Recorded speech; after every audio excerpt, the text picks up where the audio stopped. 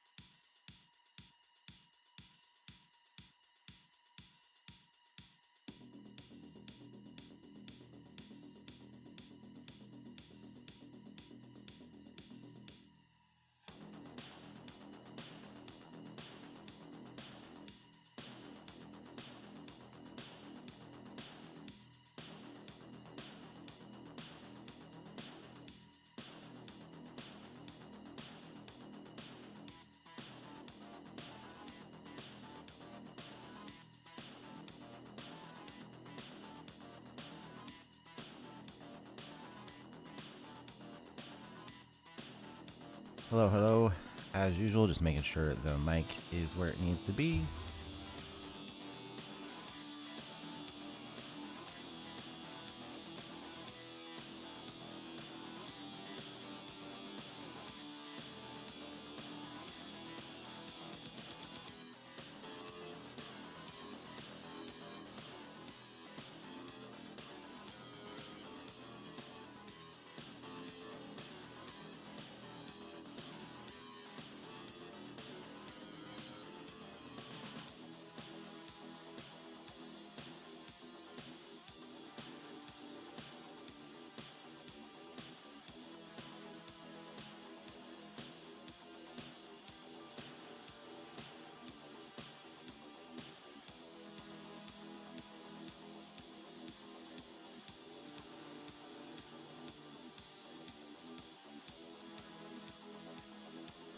All right, so welcome back to Service Industry Tuesday.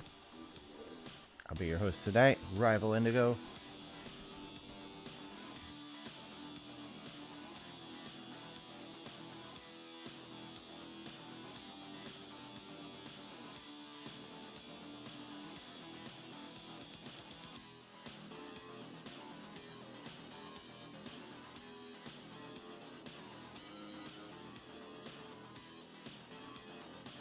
Of course, you can also just refer to me as Rival or Indigo. I get all of it all the time.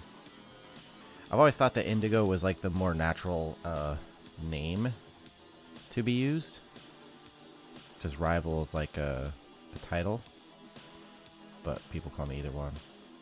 Oh, I guess I should turn on. There we go. There we go.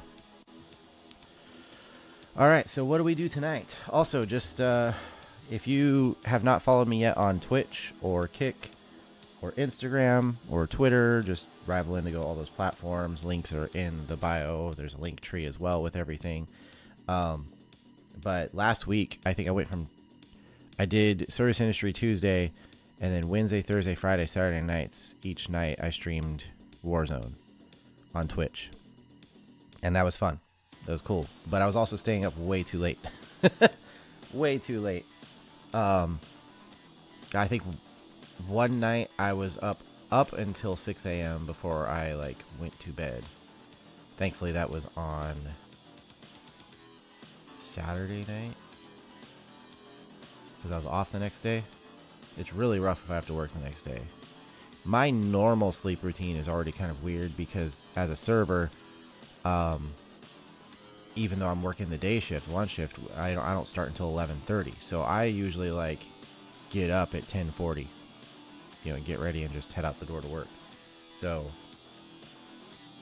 even then, I normally am settling into bed and listening to YouTube stuff or whatever until at about 2 or 3. So staying being up until 5, 6 before actually trying to settle in.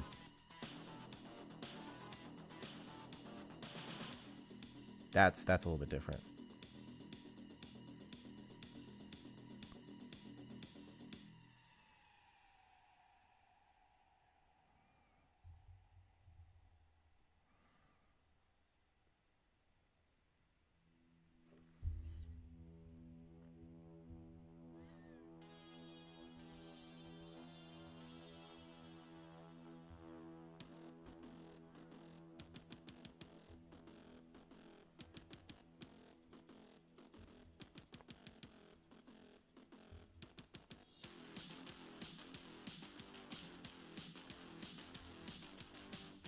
So, anyways, tonight, sorry, I'm just checking Discord, little Discord. Tonight we go to the service industry. I call it Server Life is the main one, but we go to the subreddits here. Server Life, restaurant, specific restaurant brands, Chili's, Olive Garden, etc. Just kind of explore around and see what's going on, see what the stories are from the week. And Tuesday is also the day, they call it Tipsy Tuesday on here, because that's when people are allowed to post their latest stories about tipping and that kind of thing, because they want to be able to moderate it better, so they concentrate it all into a single night versus spreading it out across the week when people can't really keep track. So that's what we're going to be doing tonight.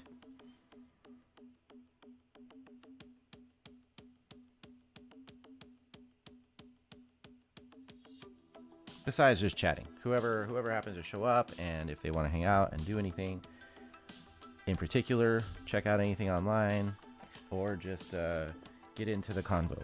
That's the idea here. Sorry, I'm just like looking over my settings and Discord stuff. Where? There it is. Okay. Anyways, first of all, I need to get like a legitimate desktop computer.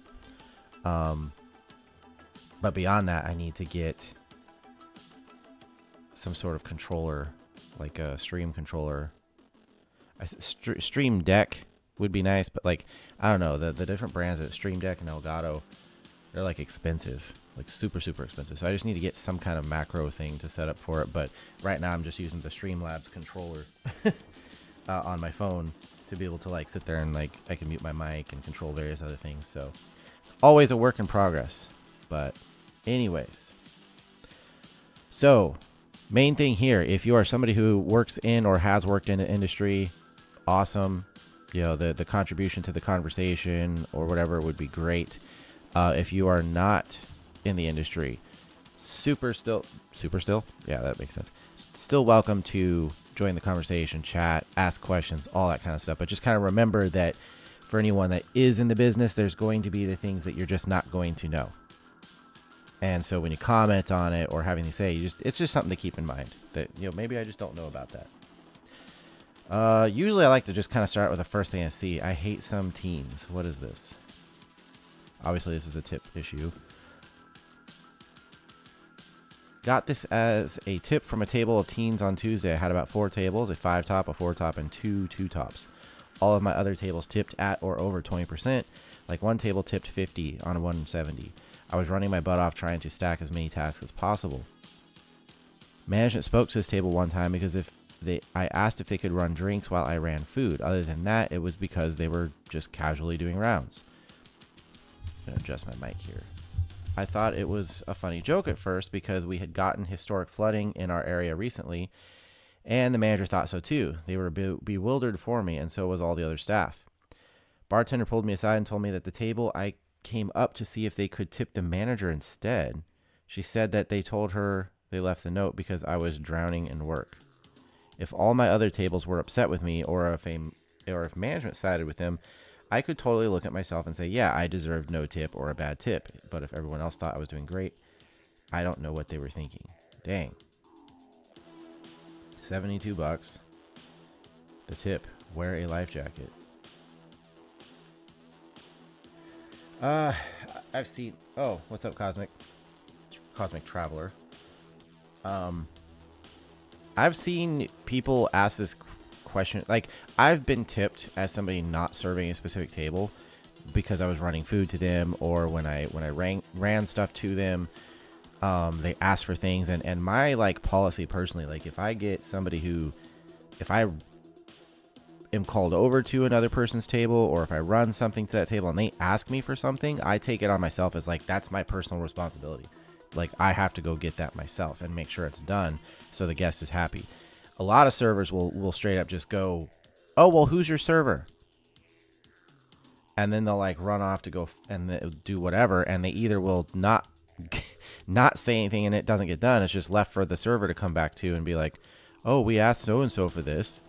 Or they'll go back and be like, hey, your table asked for this. And it's like, wow, in the time that you ran over here to find me and tell me that my table asked for something, you could have just grabbed it, handed it to him, and moved on. And then the guest would be happy.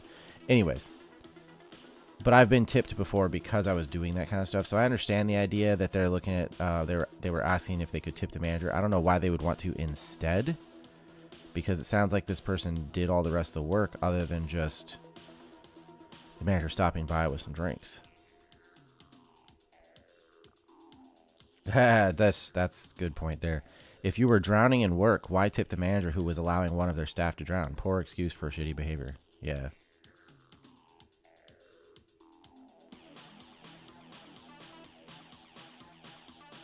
Aha, that would have been smart, actually. Bartender should have said yes to the tip the manager and then gave it to you. Yeah. That, if you had had a clever, like, seasoned bartender, that's probably what they would have done. Oh, yeah, yeah, for sure. I can take that for you and I'll give it to him. And then just, like, give it to the server. Because managers can't take tips. That's not allowed.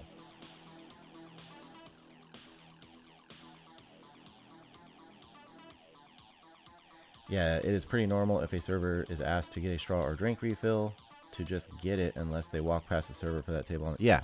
Like, if you, like, directly walk past them as you're leaving, oh, yeah, they asked for this. They're usually like, oh, okay, cool, thanks.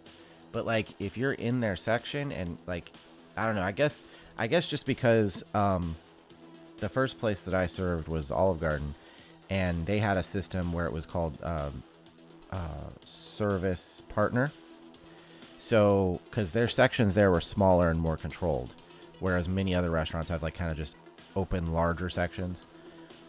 But it would be like you had 3 or 4 tables, and they were directly adjacent to someone else's 3 or 4 tables. And the way you were trained and supposed to act was as if those tables were yours, in the sense of, like, you kept an eye on it. Oh, look, their drinks are low. You were supposed to, not all the time did it happen, but you were supposed to be going and, like, getting drink refills for them or being available if the guests needed something, you know. And so that was, like, normal to me. So everywhere else I've worked, it's always been like that. If a guest nearby, like, is waving me over, or I'm walking by, hey, can we get the receipt, or yeah, we need some barbecue sauce, or whatever it is. And in fact, where I work now, we use the tablets to put all our orders in and manage our, like, tables and stuff. And I can actually, and I try to make sure, like, any new people know this because I feel like it's super useful. I feel like there might be one other person in my restaurant that actually does this for other people. But if I am walking through and a table is like, hey, we need this, right? Oh, we want to order a dessert, and they ask for the dessert. Or can we get a side of this? I can actually open someone else's table and place the order for them. And it will, because they already have an order open on the table, it will go under them. So, like, it's not stealing sales or anything like that. It's literally just having the ability to, like, put an order in for them when they're not there. Super cool. I love it. So yeah, the idea that, you know, okay, other people helped in serving this table and therefore I want to, like, hand them a tip. Okay, I get that. But yeah, it sounds like they were just being kind of snarky about it. I once had a teenager leave a sticky note saying, your mom's a hoe, with an expired coupon book for a town in a whole different state. What the heck?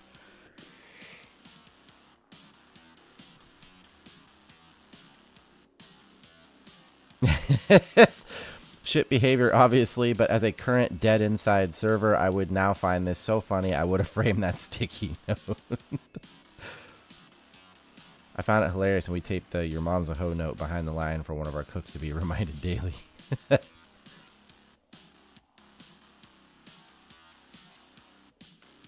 That's great.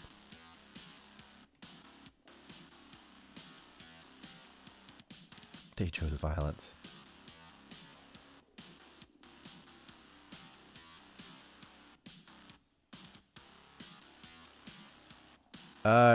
Yes, they said, here's a tip. You're doing great. The good tables make up for the bad.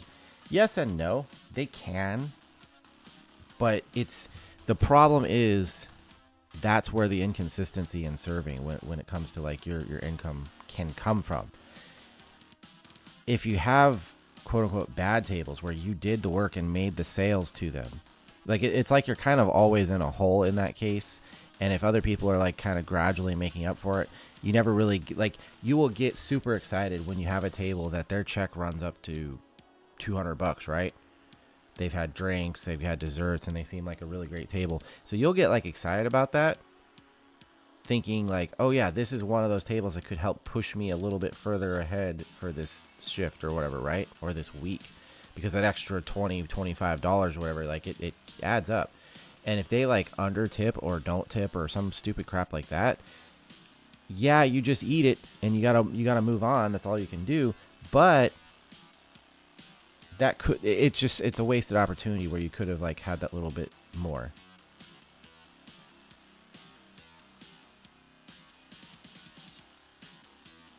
Before I get jumped, the recommended tip amount was for the full check. They paid with gift card and credit card. This was the credit slip.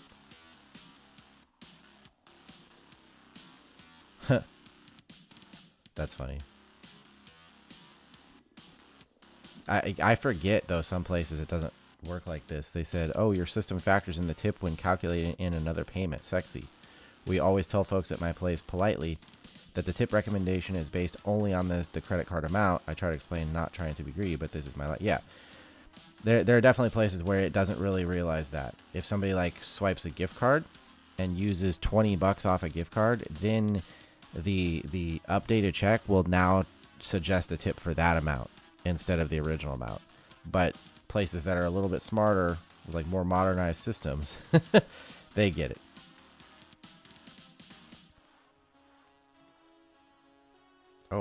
Oh dang.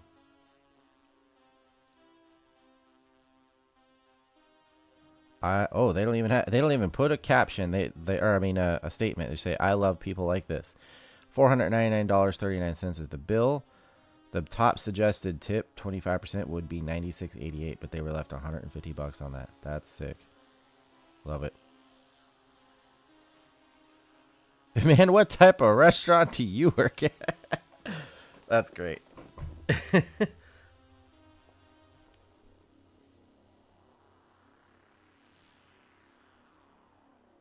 Wait, whoa. Whoa, wait, what?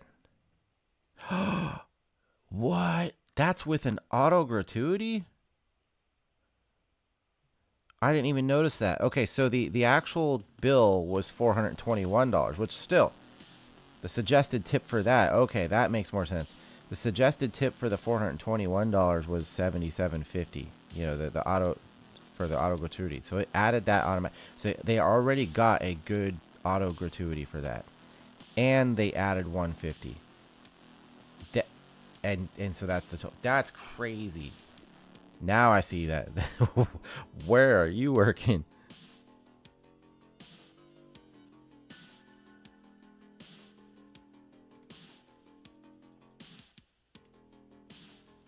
Wow.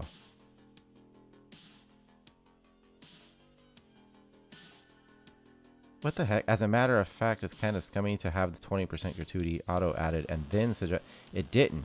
It just automatic. $77.50 was the suggested amount for the 421. That's why it's the same. And because they always give the smaller amount for the auto gratuity. I hate when people like this.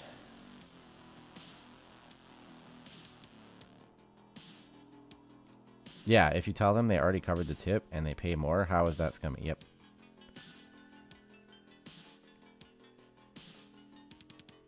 Wine tax.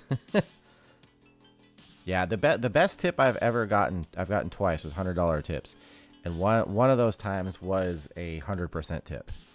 So it was the bill for, and it's funny because it was at a different location at the chain where I work now, but it was a later night. There was a family. I think it was a couple and their 2 kids, and I'm not sure if they were being sympathetic or something. I think it was one of those like super busy nights, but their bill was $100, and they were getting up and getting ready to leave, and I was like, oh, I need to print you the check, and I gave him the check, and I walked away, and then the guy like stood up and kind of not waved at me, but like held the check up, and I was like, oh, I gotta go get the money. So I go over there, and he hands it to me, and it's literally 2 $100 bills, and he's like, that's for you. And I was like, what? He's like, that's for you, thank you so much. And I was like, when people are like that, I shake their hand. I'm like, thank you so much. I walked away and I was like in tears. I was like, what the hell? That should have been like a $20 tip, not a $100 tip. Customer's child drew me today. Interesting. I think we got an idea what they look like. Really don't know what to say. I'm taken away by how close the resemblance is, except I'm not sure where the pink hair came from. Okay. Anyone else get fan art at work? I wish I still had it, but this little boy drew me. says, oh, did, I don't even, the way people talk sometimes. Anyone else get fan art at work? Wish I still had it, but this little boy draw me dead. The frick? This is how you would look if you die.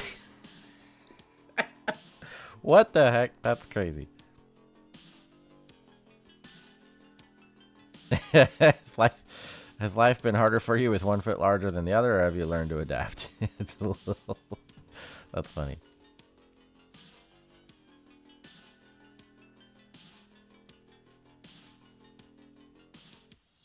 Oh, here we go. What do we got here? This was on the host stand when I came to work. This is why so many people in the restaurant industry hate it here. Okay, here we go. We need to follow our principles and beliefs here at... Oh, excuse me, had you on. We have an anything goes attitude. We do not say no. We will accommodate the guests. Get a manager if needed or unsure. You set the tone for dining experience. We work as a team. Okay, I don't...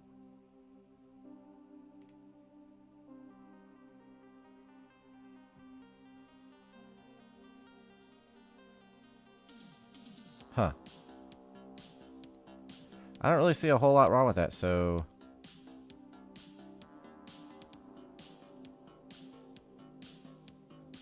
I don't know.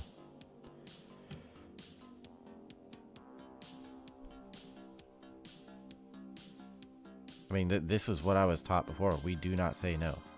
Like, we will find a way to fix it. If we... Or not fix... Well, fix it, yes. But, like, we will find a way to make it work. Right? If not...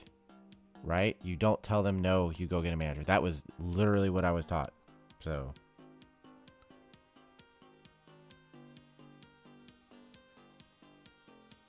Oh boy. Can I show this?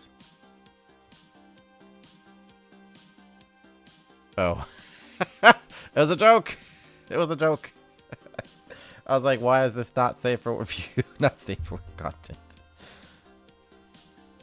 There's a little... Wow, okay. Anyways. They left more than a good tip. Actually, that is a really good tip. I'll take $175. But they also left a little penis up there. You right? You tipped me $178. You can draw whatever you want on it. 100% true.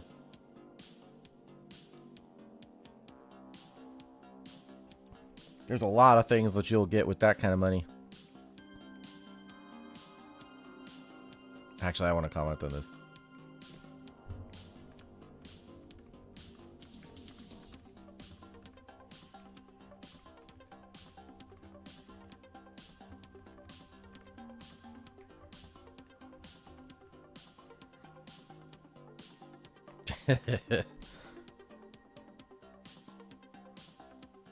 That's great. Too broke to order pizza. That's a great name. I gotta comment that. Sorry, this is always slow just because like my computer is slow when I'm streaming in general. But also I use the VPN crap, the generic VPN in Opera. Where is my comment? Oh, here it is. How do I edit? Okay.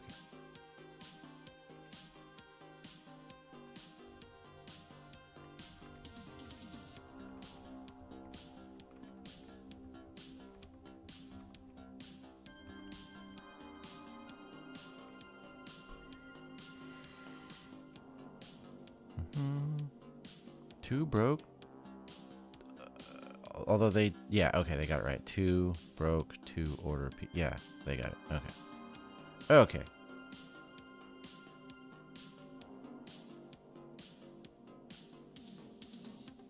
Oh, here we go. Here's a story. Here's a story. Let's see. Is this one of the ones I agree with or disagree with? All right, so. The menu is there for a reason. What do you mean I should have told the price of the salad? Well, okay, so before reading it, the problem here.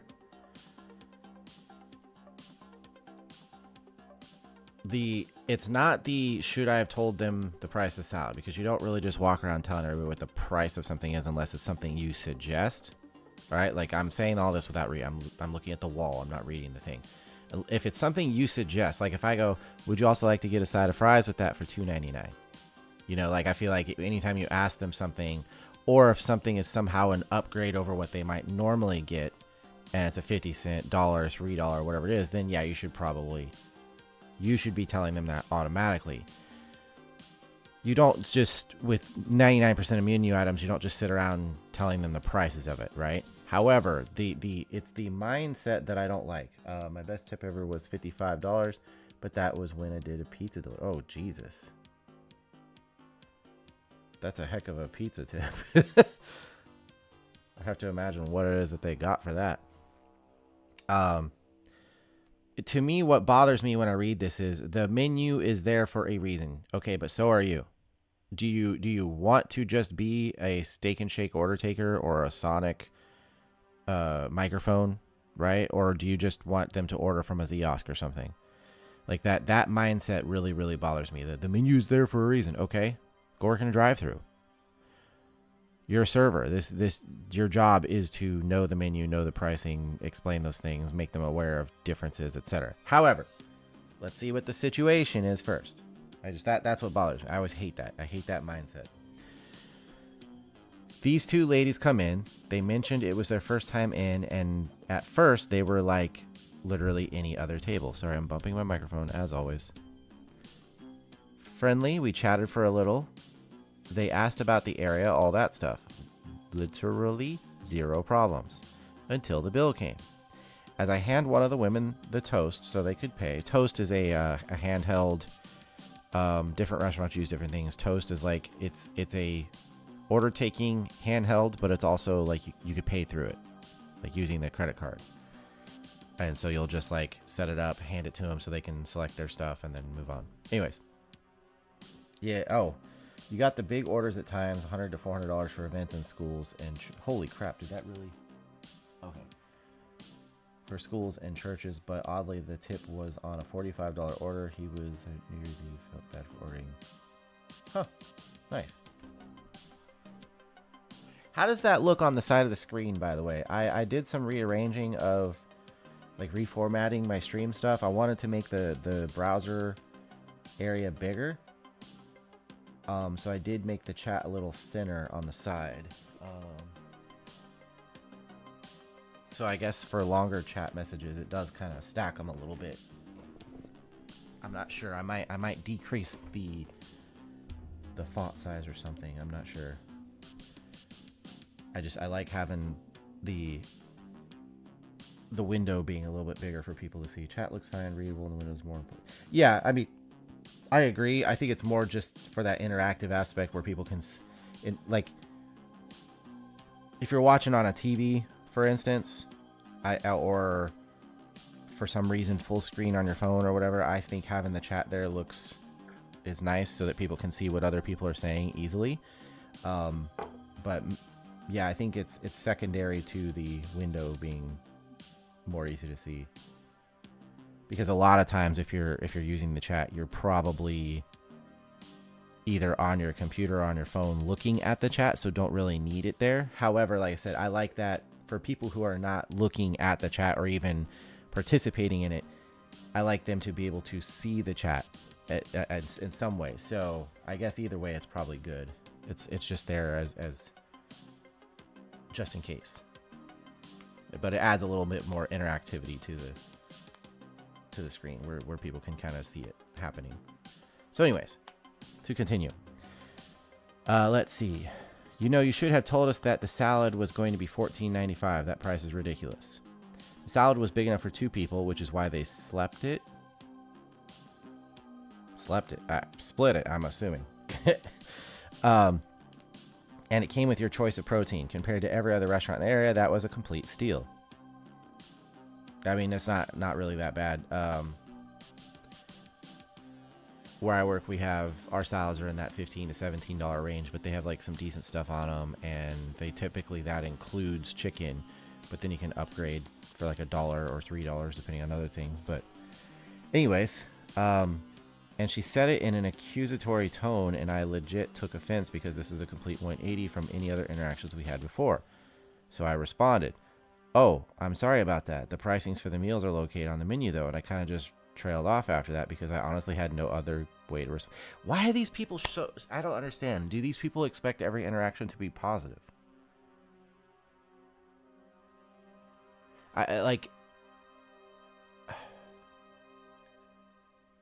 I swear some people become servers and then no matter how experienced they become or what they encounter, they like never break through this little wall of like being able to like on the fly respond appropriately for different situations. So they're left flat-footed in a situation like this, not understanding how to respond. Anyways, she looked at me like I killed her grandma, and as I trailed off, I watched her click the no tip button and reach for her bag for not cash, but ugh. And as I trailed off, I watched her click the no tip button and reach for her bag, not for cash, but to leave. I told them thanks for coming anyway and to have a good day. The other lady glares at me, throws her arms up and goes, "You're welcome because we're not coming back."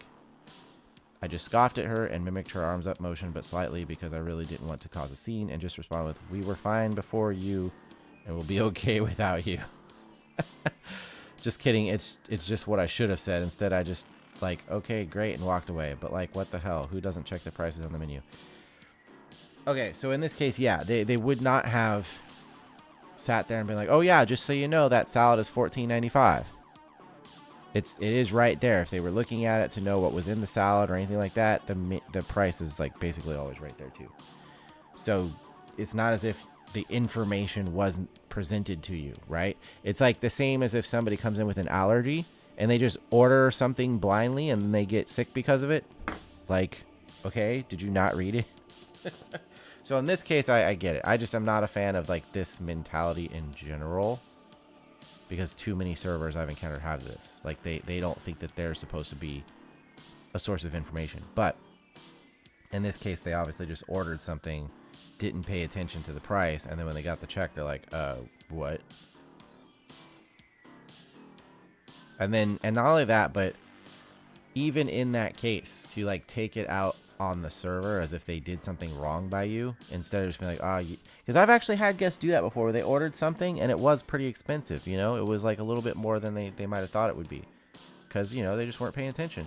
But they literally said that to me. They'd be like, "You know what, that's my bad. I wasn't paying any attention." So, well, that's kind of cool. What? Oh, wait a minute.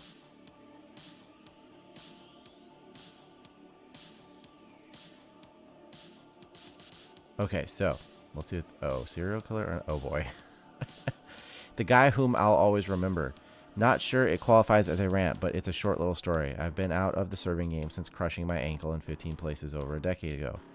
However, there's one guest I'll never forget. I was working at Ruby Tuesday. Don't recommend that, by the way. Yeah, I've never heard good things about it.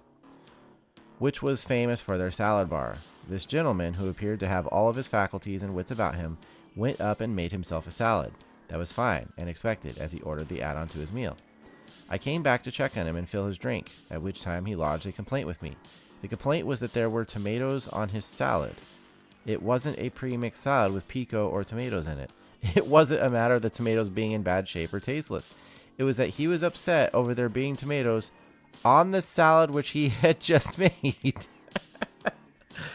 I still wonder about that guy. I hope he's okay.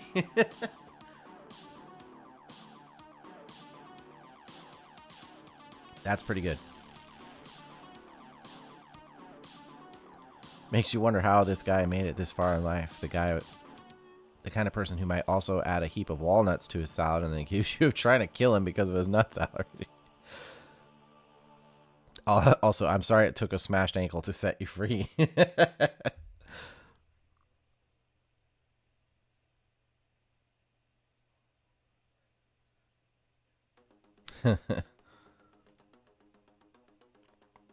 One of my coworkers had a girl order a shrimp Alfredo. Went to check on the table and the girl says, "It's good, but my face is kind of tingly." Oh, God. Server asked if she was allergic to anything, and this bitch said she has a shellfish allergy. Holy crap. Why would you order? If you have that kind of an allergy, you know you cannot have shrimp. That's crazy.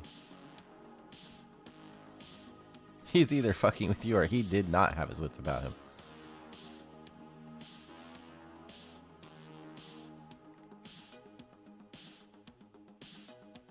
Oh gosh, here.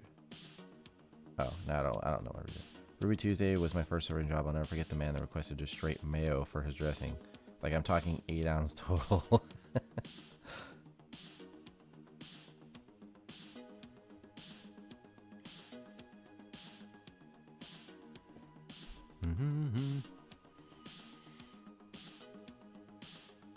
What? Holy crap. 40 minutes ago. Finally got to post this. Because they have to wait until Tuesday.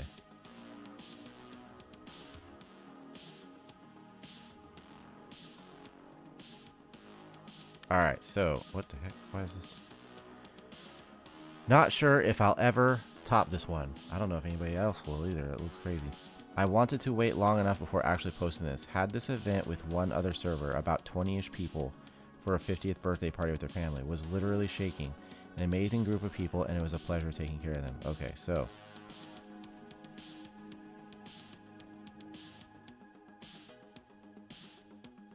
God damn. The bill was $12,333.45. They left them a $4,000 tip, but so split between 2 servers. They made $2,000 on this one meal for a total of $16,332. Okay, so we can kind of see some of the stuff they had.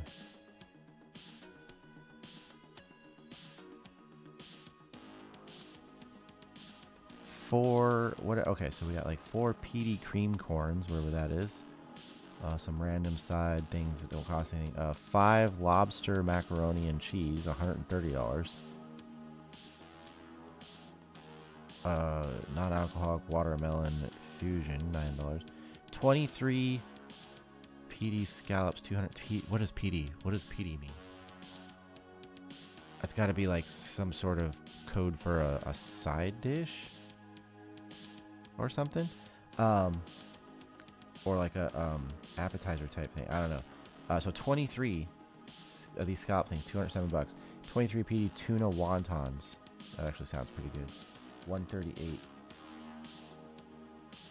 Meatballs inclusive, so they didn't charge for that. All right, what do we got here? 4 PN Summer Dream Stargazing 22. Sounds like a wine or something. $780. Good lord. 4 Chardonnay Cake Bread Napa 22s, $500. So this was a schmoozy affair. Lots of wine, really good sounding sides there. 6. Whoa, wait, what was this one? 6. Leroy de Pierre Lemon Dams. Wow. So this is another wine because I'm saying that because of the year. $780. 6 Cabernet Chapelet Signature 21s, $1,350. 7 bottles of Mick Ultra, $49. 3 iced teas, $11. 1 lemonade, 1 Grand Marnier. Holy crap!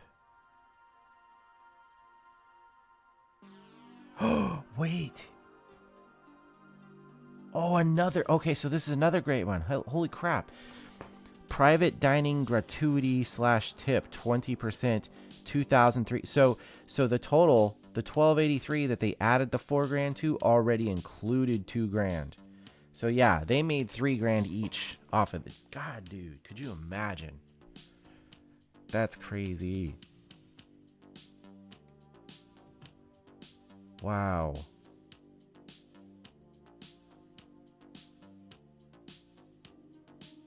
Yeah,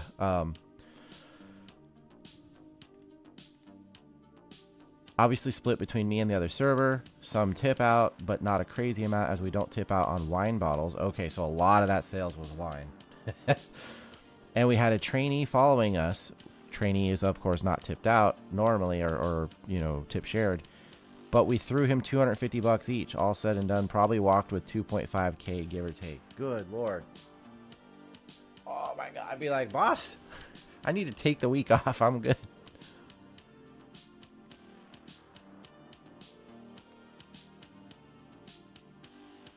Somehow the fact that they were amazing people is the best part. Love this for you, the other server, and the training.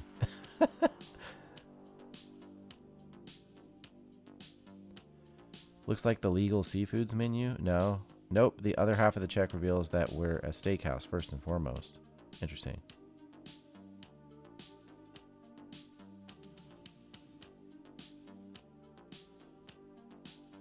$138 won. Yeah, 23 fried wonton wrapper strips topped with tuna tartare. Tartar?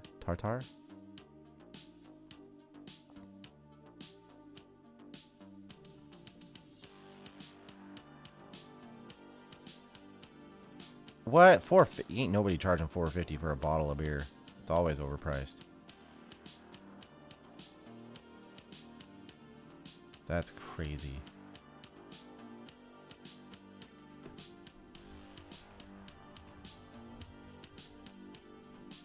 That is crazy. Love it.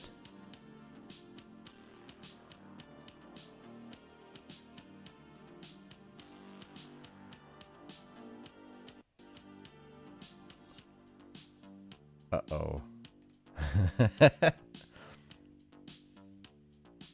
Why? Rant. I did check on them multiple times, actually. I don't care if you leave a tip or not, but you don't have to write something down that's just not true.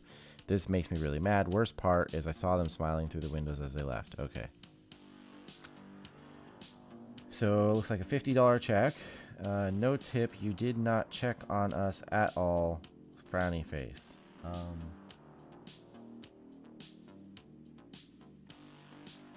What's that say?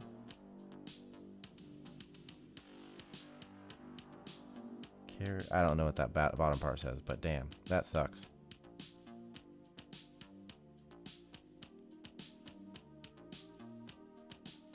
That sucks. Oh, wait. I had a few vegan health nuts get Alfredo instead of tomato sauce, saying it wasn't animal-based like the normal... Wait, what? What the heck? Maybe they thought the tomato sauce was meat sauce?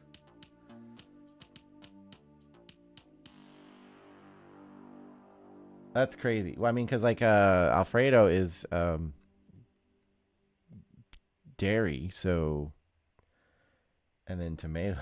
It wasn't animal-based like the normal sauce. What the heck? What game you playing?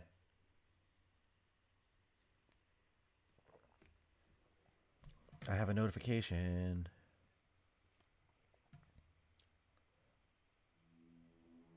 Oh, somebody liked it. Probably the OP. DOP.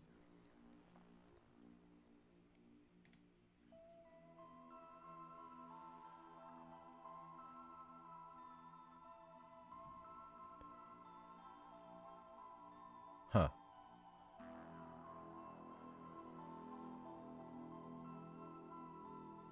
Okay, let's see what this guy says.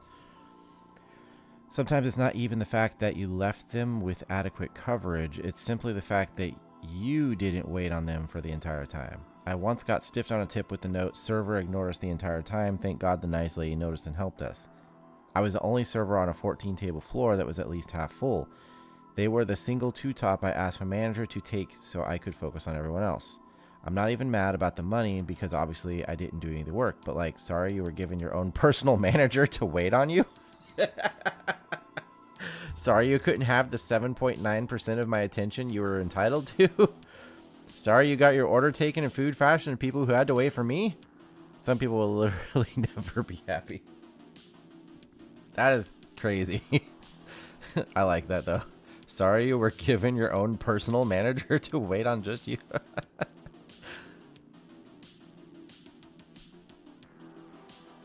But my worst allergy or preference story was somebody telling me they wanted the veggie pizza, but they were allergic to onions, onions, tomatoes, mushrooms, green peppers. And then told me to add pepper. What the heck? Yeah, any tip over $100 is, yeah, it is nuts. But at the same time, it really depends on the check size too, because check size typically, like obviously it doesn't always, but check size typically means more effort from the waiter, therefore more money for their services, right? So when if you had a like that one was like $10,000, then yeah, they're gonna probably get thousands of dollars for it. It's just not something you're thinking is real life, right? That it's gonna happen. But it also is kind of appropriate too for what. Now, granted, the amount they got on that was actually like in total like 60%, because the actual bill was around 10K. The auto gratuity was 2K, and then they added 4,000 to it. So in total, it was like $6,000 on 10 grand. So that's like a 60% tip. So that is a little crazy, but still, they would still, I would hope, be getting some big numbers for that kind of check. How do you annoy tables you don't like? I don't. Yeah, I'll admit I could never like pristine top service like that black tie, green hair.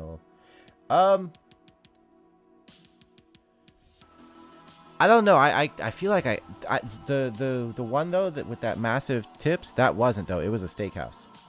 Just so you know, it was some kind of steakhouse. So like apparently some sort of family-owned local type place. So it wasn't like some fancy place apparently. That was just like, it was a party of like 24, 23 people or some crazy stuff. Yeah. So it wasn't even like some kind of crazy, big time expensive place.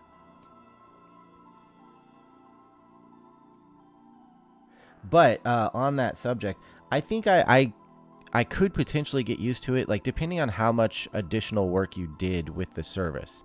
Because like even where I work now, I was talking about this before, we're staffing more than historically, like than used to, and so the focus becomes more on giving good service and obviously handling the amount of tables you have. But like I get more and more used to or accustomed to the idea, like, man, I just want to like stand here and like be at these people's beck and call and serve them, versus like running all over the restaurant, running food and drinks for other people, or running dishes out or whatever. So I'm not saying, because I haven't experienced it, like Olive Garden's as close as I got is the closest I've ever been to any kind of fine dining. I'm not saying that I would necessarily enjoy it, because I don't know, but there's a part of me that goes, that might actually be kind of nice to just that be the way you handle it, and probably the money would be decent. But either way, reading this right here, just the headline, how do you annoy tables you don't like? I don't.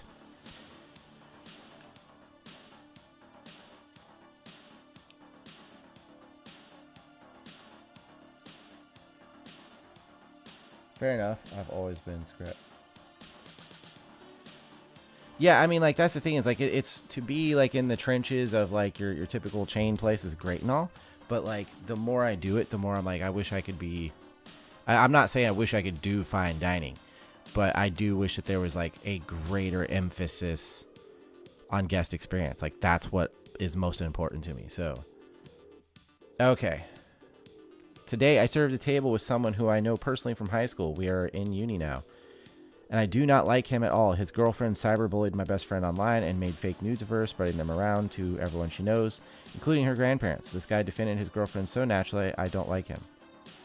Well, what was he supposed to do? I decided to wait a good 15 minutes before punching the order in. It's petty, but I know other people do it. Plus, I make enough tips that sometimes I can sacrifice to be petty. What do you guys do in these situations? I love some suggestions. Blah, blah, blah, blah. I don't. I'm on the clock. My job is to serve guests to the best of my ability and make whatever money comes from that.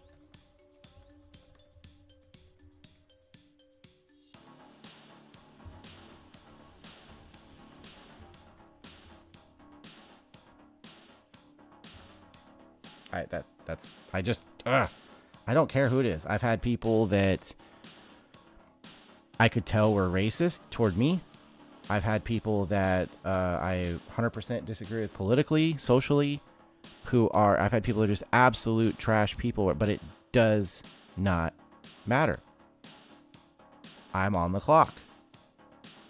My job is to serve guests to the best of my ability and make whatever money comes from that. Doesn't matter who they are. That's simple as that. I just don't understand. The petty thing, like, translates to they held some sort of power over me, basically. Yeah, you don't treat customers bad for yeah. Yeah, like, it doesn't matter who they are or what they've done or what. Like, look, they're sitting at your table. Your job is to serve them.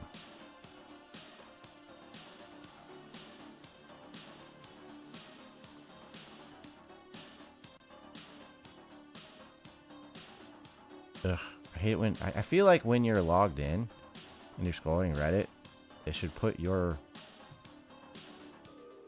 I guess I could select the latest. That probably would work.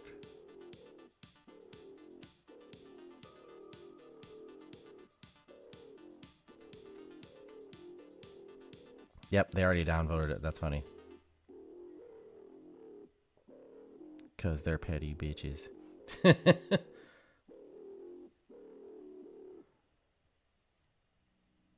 I 100% expected that, so I don't care.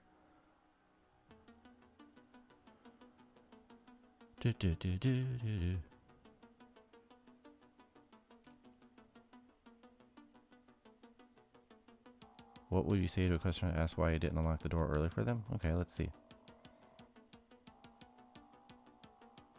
Is that all there is? There's no expounding on it. I guess we'll see what the comments say.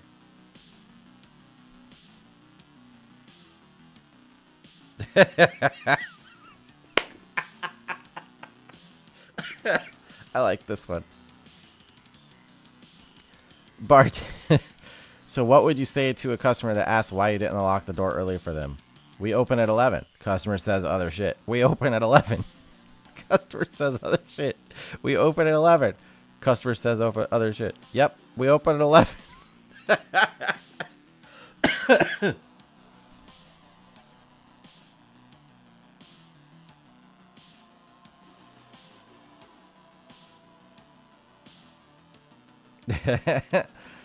Nothing past we open at is needed. If they push, they get the you wouldn't ask a bank to open early just for you, right? Well, no, they absolutely would. Oh, they so fucking wouldn't have. I'll know from personal experience.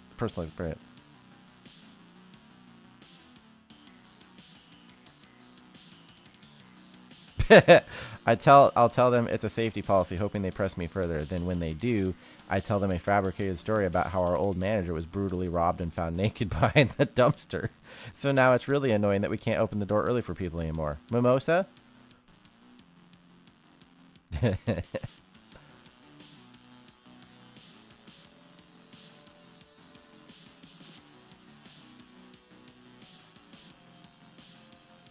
That's crazy though. Like, I mean, oh, they will.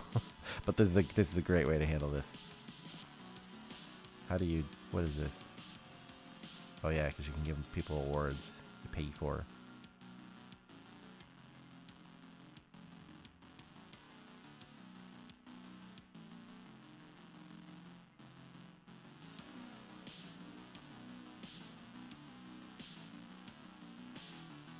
Huh.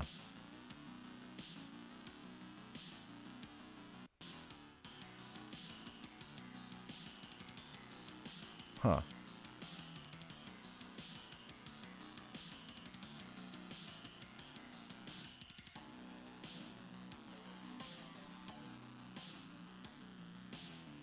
See, and this again, this is like something I actually agree with the guest here and disagree with the business owner. Like there's a way to handle things. So it says went to, and it blanks it out, the restaurant today to get a drink with a friend. I had a vape and didn't realize it was not allowed. The bartender came to our table in a very aggressive manner and said, if you vape again, I will kick you out. I had no problem with what she said, but her manner was so rude and unprofessional. Definitely lacking people skills. It's not what you say, but how you say it. Drinks were great, though. Yeah, this is true. They are correct here. And then the business owner responds, hey, appreciate you coming by and glad the drinks hit the mark. As for the vape thing, yeah, we're still enforcing that super obscure California law from 1995 that says no smoking or vaping indoors. Wild, right? Believe it or not, we have to remind people constantly, so I totally understand if delivery came out sharper than ideal. That's something we'll work on. No, like, this is... I literally had a guy in my restaurant, and this is a corporate chain, and it's a smaller building or whatever. It's very easy to notice, right? Vaping where indoors in public places is technically illegal as well. But a lot of it has to do with more if someone's going to enforce a policy or whatever, or if somebody's going to say something. And I went up, and the guests, they were cool guests. They were chilling, having drinks, young couple. And I saw the guy puff a vape. And so I walked up, and I was like, hey, I saw you hit the vape. So I just want you to know, I probably wouldn't mind because you guys are over here like by yourselves, just kind of doing your thing. But my manager is right over there, and I'm telling you now, if he sees that, he will say something to you about it. So I'm just kind of giving you the friendly that, yeah, you might want to watch out, right? Boom, handle it like that. They find it as, oh, they're being helpful, trying to keep me from having an issue, reminding me that they don't allow that here, and they're being cool about it, right? Simple as that. Like 100%. Guest is correct here. This person who's posting this is incorrect. The bartender is incorrect, and the business owner is being a passive-aggressive bitch too. So there's just no reason not to handle it correctly.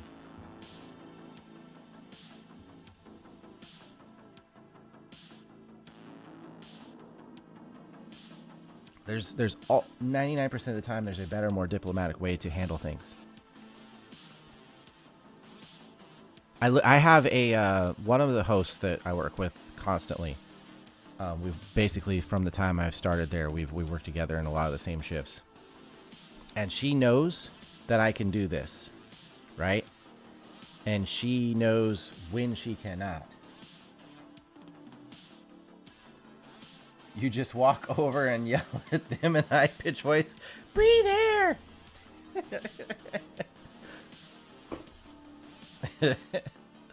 But this host, she knows that there are things like this where she will not be good about it, and so she will come to me, like even if it's not a guest in my section. And I'm not a manager or anything. I'm just like, the managers are usually off doing whatever, you know, they're either in the office or they're cooking or something, you know, busy with something, right?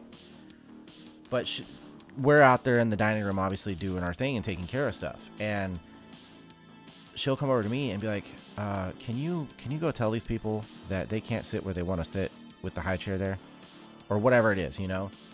Because she knows that she'll go up to him and say some snarky crap, and knows that I'll just go handle it and it'll be fine. You know, like I went over, and you can't have like a high chair at the end of a booth, for instance, or like out in a walkway. It has to be like at the table, unless you're like at some kind of specialized table or big party table or something like that. But like, you can't have the high chair like at the end of a table or end of a booth and in the walkway. The walkway has to be open as a trip hazard and all that. So I just walk over, I'm like, hey guys, I just didn't see that we needed the high chair here. We can't actually have it at the end of the booth, but I got like a half booth over here. If you guys want, we could swap out the chair for it, you know, things like that. And that's a little bit different situation, but the same thing. There's just always a way to approach these people. I was able to approach this guest who was vaping at my table, and good managers will even tell you this. Just defer, put the blame on me, right? If you need to go tell your table something about policy or whatever it is, just say, hey, look, it's not my problem. You know, I didn't make the rules, you know, the manager of this or whatever. And so I use like all the tools I have available to like tell this guy, hey, you can't vape in here. Like, that's not allowed. But you do it in a way that you're still cool with your guest doesn't feel put out, the policy is adhered to, and there's a scapegoat. Like, literally, that's cool. Totally fine. Do that. Managers will always, like I said, good ones will always tell you to like use them as a scapegoat or use policy. You know, hey, I didn't make the rules. I just work here.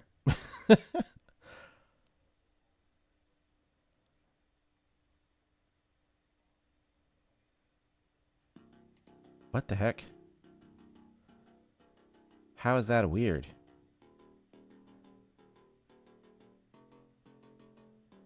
How is that? Okay, what was your oddest request for a salad? For me personally, it was extra tomatoes.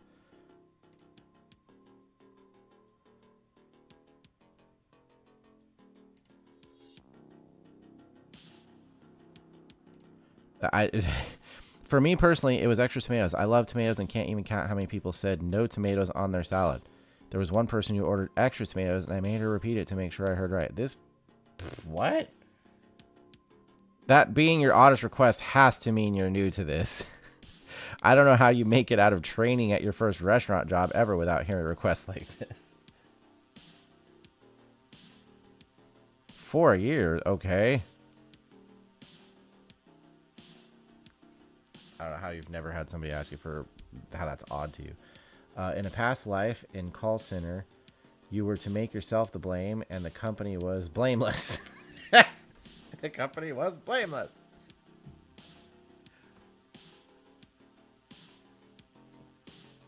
I mean, and obviously it's a different situation. Like accountability for sure. There's many times where I've had food come out. Like say they wanted broccoli instead of fries. And I 100% thought I pressed the broccoli button, but apparently did not. And so like the food comes out and like, yeah, I was supposed to have broccoli with this. I'm like, huh? Yeah, you were. And so I'll open up my little tablet and I'll take a look at their order and go, but I pressed French fries. I'm sorry about that. I'll go back and get you some broccoli. You know, like just, or if you mess something, even if I like serious mess up, right? I'm so sorry. You know, I really apologize. I honestly have no idea how I must have hit the wrong button or something. Like it, you know, people overall respect and will empathize with the accountability if you take it. But when it comes to like trying to enforce a policy or when you're talking about like how much something costs or what you have to ring in for things or various things like that, then yeah, things like that you blame the manager. You blame the manager or the company.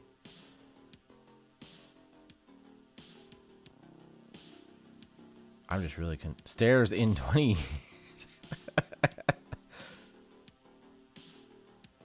No, this is a good one. OP is also confused how people don't want ice in their water.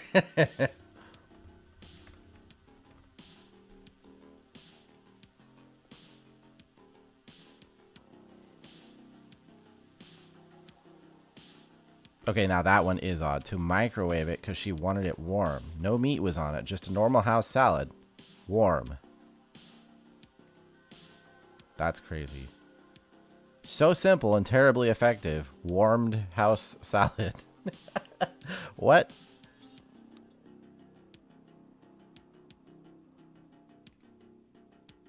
I had a lady always wanted me to microwave her ketchup. Yeah, because this is weird because I had a lady, a regular, back when I worked at Olive Garden. And I think I talked about her last stream. But she came in every week and she ordered the salad. And that was like it. And then her drinks. Like I can remember her entire stupid order. The strawberry lemonade on this, or excuse me, not strawberry. We made raspberry lemonade there. Strawberry lemonade with no ice. And an extra 2 glasses of strawberry lemonade, no ice. 1 glass of unsweet tea, no ice, and then a glass of tea or a glass of ice and a spoon. That was her drink order. And then she ordered a salad. Nothing on it except tomatoes. And then she ordered lots of tomatoes. She didn't even care if you had to like charge her somehow for it. But we didn't because she'd been coming here for years. So you got her lots of tomatoes on the salad and then lots of tomatoes on a plate on the side. Nothing else. And then she would get a side of garlic powder. And I believe that was it. And then this is the one where she would tell you, all right, I'm good.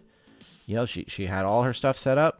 And she took care of herself for the next half hour or 40 minutes, wherever she was there. She would spend about 10 minutes sitting there chopping the salad up with the tomato in it and mixing it up and then putting her like garlic all over it and then eating it. Super healthy, actually, if you think about it. between the tomatoes, the salad, like the mixed lettuce and stuff, tomatoes and garlic, like that's a super healthy thing. But like, yeah, so to me, to see someone request extra tomatoes, I'm like, yeah, and like that's no big deal. Sorry, I was being chased by zombies, so explained poorly. Basically, language was manipulated, so any negative I or me, whereas any positive was we or so and so. Oh, okay. I got docked for doing it wrong.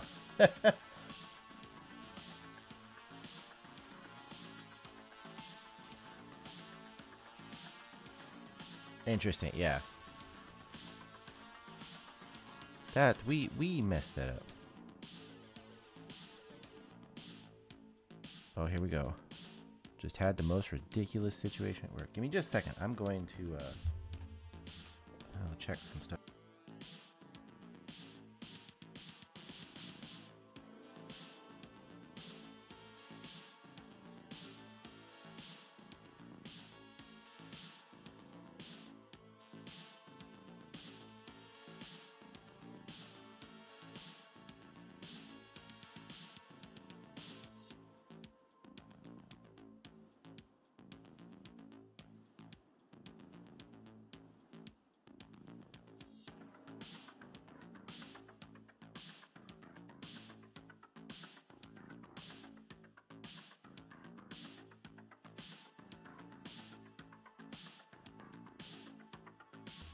Like checking Discord and everything.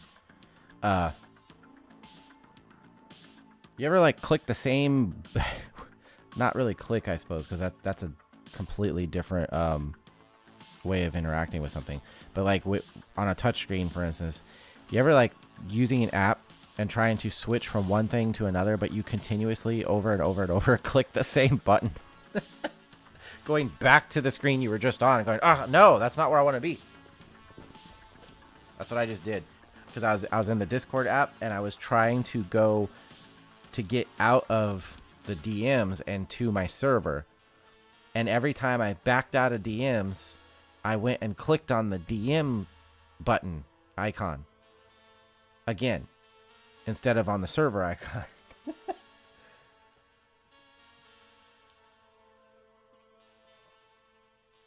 I did that like 4 times in a row. Anyways. Just had the most ridiculous situation at work. And this is listed as a rant. Oh, here we go. Yeah, I tried to check my bank account today and 4 times closed and tapped against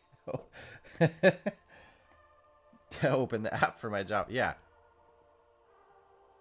Yeah, I've done that like so many times where I'm like, I exit the thing and there's just like the impulse, the muscle memory. I select it again when I was trying to leave it and go do something else. I'll do it with like Instagram and crap. I'll be intending to like go open messaging or something else, and I'll be in Instagram, and so I'll like swipe Instagram off the screen, scroll through my app tray, select Instagram. All right, so honestly, I'm not even mad about this situation. It was just hilarious, so I thought I'd share here. I got 2 normal old ladies, both order a roast beef sandwich. Okay. I come out with said roast beef sandwich and they go, "Where's the ham?" No. No, he says. Okay. No. All right. Well, guess that's it, everybody. We are canceling the stream. Even Tomcat has said no.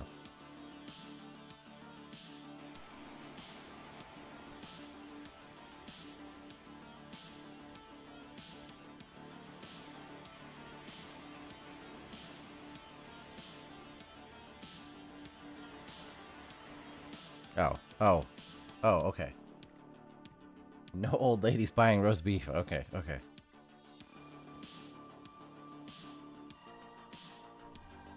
Alright, so come out with said roast beef sandwich and they go, "Where's the ham?"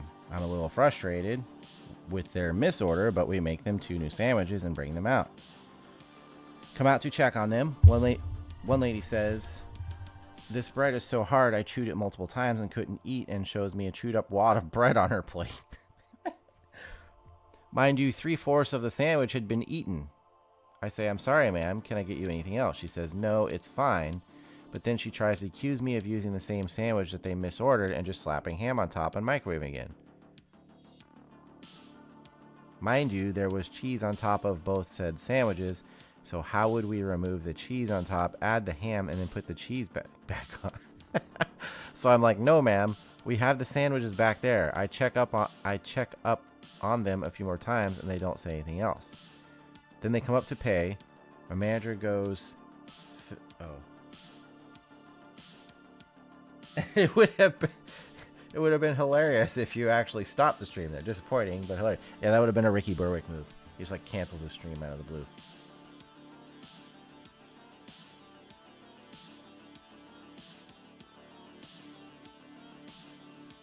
He'll just at some random point when people piss him off, and I was just like, I'm done, and then all right. So then they come up to pay. My manager goes, fill the screen out for your server and press continue. Lady who was mad says that bread was hard as crap. Well, I don't know what kind of crap she's having, but shouldn't be hard. I don't think I will. I'm side-eyeing while checking the other lady out, trying to hold my laughter in. My manager is like, sorry about that, ma'am, but she didn't make the sandwiches, she just served them. And she's like, I don't think I should have been, she's like, I think I should have been offered a discount. I asked her if she wanted anything else, which would have included a discount, and she said it's fine. I wanted to turn around and say, you didn't ask for one, so badly, but I held my tongue and burst out laughing the moment she left. Just so extra for no reason, and the way she kept trying to excuse me of lying. What the? Like, that is the stupidest thing to lie about. I wish people would get it together with their formatting and grammar and syntax. And it is weird, though, because the whole point of having tipping is that is the reward for how you were treated by and served by your server. That's the tip. The people who messed up your sandwich, or, you know, it wasn't very good or whatever, they were already paid for that. Or still being paid for it or whatever, you know, like they're back there being paid hourly. So too late on that. You holding out a tip on your server does not change the food that was made. I thought this was a Minecraft stream. I want my money back, but you gave no money. I'm starting to think it might be a good idea for servers to start wearing body cameras, and I love this idea. Okay. And recording all customer interactions, so when an irritating moron of a customer claims something that's clearly not true, the server can run the video, audio, and put them in their place. They are back there lolling and slapping ham on more cold sandwiches.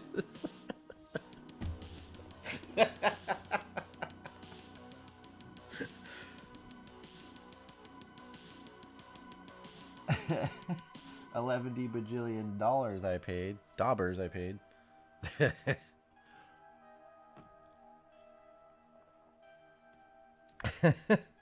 They're back there lolling. But this idea, actually, I thought of this. Me and the bartender that I usually work with, he and I were talking about this one day, and we're like, wouldn't it be cool if we had a setup where each shift you had, so they do this in football, right? In football, they have a player who will be mic'd up, and basically the mic'd up player, like, they'll record their audio throughout the game, and they'll usually like publish it later. Obviously, they try not to, they try to censor bad stuff or whatever. But just so you can hear like the chatter that goes on during a game or whatnot. Could have used that to pay for my kidney transplant. Or you just like give it to me, and then I could pay for your kidney transplant for a lot less than 11 bajillion. But we talked about it, and we're like, wouldn't it be cool if, kind of like how they have a mic'd up football player, you do that in a restaurant, where each shift there's a certain server who they're not necessarily mic'd up, but they have like a body cam on, and then you live stream it. You know, and obviously you don't do it for everybody, or you don't do it like every shift for that. You would want to break from that, because you're gonna, if you have a camera on you that's live streaming, you're gonna act differently, and you're gonna do things like different than you normally would, and so that can be tiresome. But still, the idea, the concept of having it so, and obviously one of these corporate chains like where I work probably would never participate in something like that, but we're like, say you had a restaurant and it's set up so that like there are some restaurants out there that use like security cameras. It's kind of rare actually, but you have a restaurant where that's the theme, is that you can tune in on like Twitch or YouTube or something to like a live feed as long as the building is like open for business. There's like there would be like a feed for like the dining room or the front door or what, you know, that kind of thing. But then you'd have like a camera, like a server each shift that was wearing a camera, and then maybe like a bar cam or something too, so you could like see the bartender making drinks and all that. But like you would simply have like a little sign at the front door or at the host stand or whatever that just kind of made people aware that that was your gimmick. And then the server who's wearing it, like it would be obvious, like it would be there like on their shirt or whatever. And there would be like maybe they'd wear a special shirt that day that says, hey, like you're on camera, like something like that, right? So when guests walk in the building, they know that there's a possibility that they're about to be live streamed, you know. But I still think it'd be a really cool idea that that's like kind of your gimmick, you know. Just especially in the world of everything being live streamed and interactivity and stuff. And then you could even have it so there's a chat, and that the servers, oh my god, the servers could go over, like you'd have like a special station where there's just a computer there showing the live stream and showing the chat there, and each server could like go on there as and like check that and like see what people are saying and then like respond to it. Obviously they couldn't say stupid stuff, but still. One time the owner remade somebody's egg that was supposed to be medium instead of easy. Guy accused him of microwaving. He brought the old one out and slapped it on his plate. That's awesome. The only time I've ever microwaved something is when somebody says to just microwave it. Like occasionally that, like there's guests that know that you have a microwave and that you can use it for something like that. And I've had times where a guest has been like, hey, this is just a little cool, or it's warm, or just throw it in the microwave for like 30. I don't care. It's not a big deal. I'll still eat the food. Just throw it in the microwave for a minute. Like, oh, no problem. It's usually not a big deal. Oh, actually, you know what? I can adjust the chat box just a little bit bigger.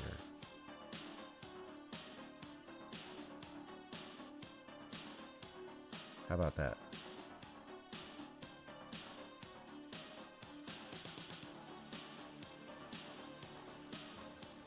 Not hugely different, but still.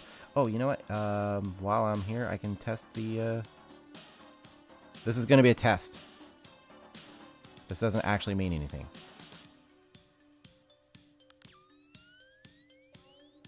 But that's what it looks like if I got a tip.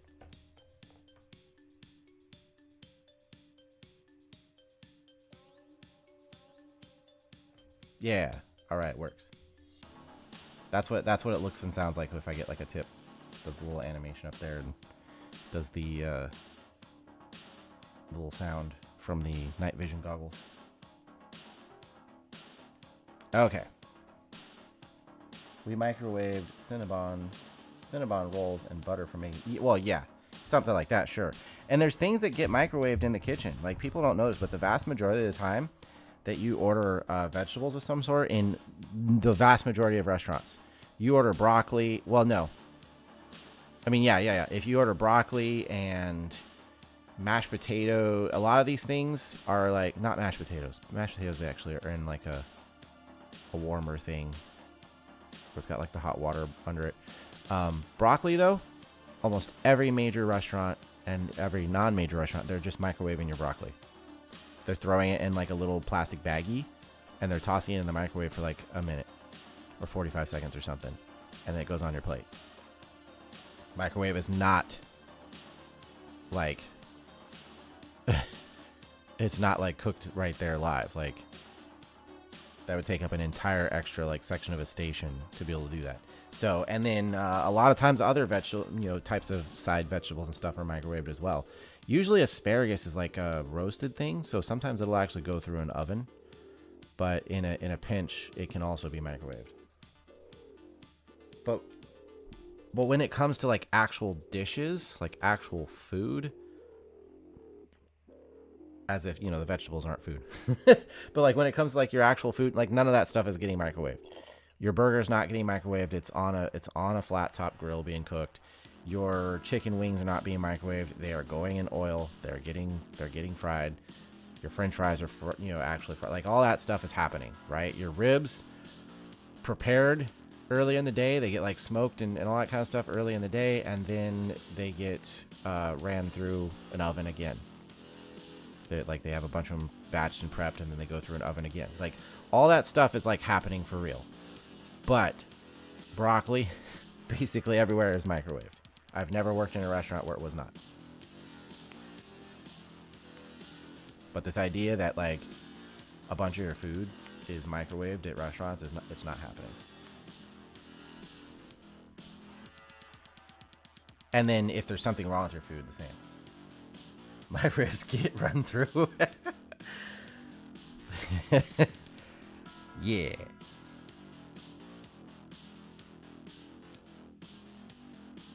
And then if your food gets messed up in some kind of way and they're fixing it, again, 99% of the time they are in fact just making new food. The only other exception is like a steak, because whatever opportunity you get to not waste a steak or not waste a burger, they're gonna take, right? So if your food is undercooked, if you ordered a steak medium well, like a crazy person, and it comes out like medium, right, or medium rare or whatever it is, and you're like, this is just not done because you cut it open, as long as you didn't eat off of it, they will take that back most of the time. Well, usually, I gotta clarify here too, they will ask you, can we upcook that for you, right? Because that way the food doesn't have to be wasted. You still get that same piece of steak. It's just cooked to the appropriate temperature. Simple as that. But they'll take it back and they'll take it off the plate and they'll throw it back on the grill and upcook it, and then they'll bring it back out to you. As long as it hasn't been like eaten off of. It was just like cut open or whatever, then that's fine. But it's not like getting microwaved or anything. The only time that we avoid that or we can't do that is like if the difference is it's overcooked. If you ordered medium rare and it comes out medium well or something like that, then you're getting a new steak, obviously. I don't know what I'm doing. Can y'all clarify some shit I'm too embarrassed to ask my coworkers about? Before you judge, I've only been serving for several months now. Okay. I like the new people. I love when I get the new people and get to talk to them. Do you look at the tip amount right when you pick up the signed copy? I always feel like taking a peek, but I just don't know. I wonder if they think I want to make sure they left a tip. Whatever I do, I don't want to be rude. I really pride myself on my manners. No. Whenever you can avoid, say nothing about, observe nothing about, and just do nothing about tips. 100%. I do my best because we don't have like the paper things, because all our stuff is either done on the Ziosk or like cash, right? Only in like some kind of crazy situation where it has to be ran manually does anybody actually get like a paper signing thing. So they wouldn't see it then. But even then, if I am helping a guest with payment, which is quite often because I have a lot of like elderly or older people, or even just people in general, like just because people are used to using smart devices and all that doesn't mean they know how to use this device. And it has like 5 frickin' steps of pressing pay before you can pay. It's stupid.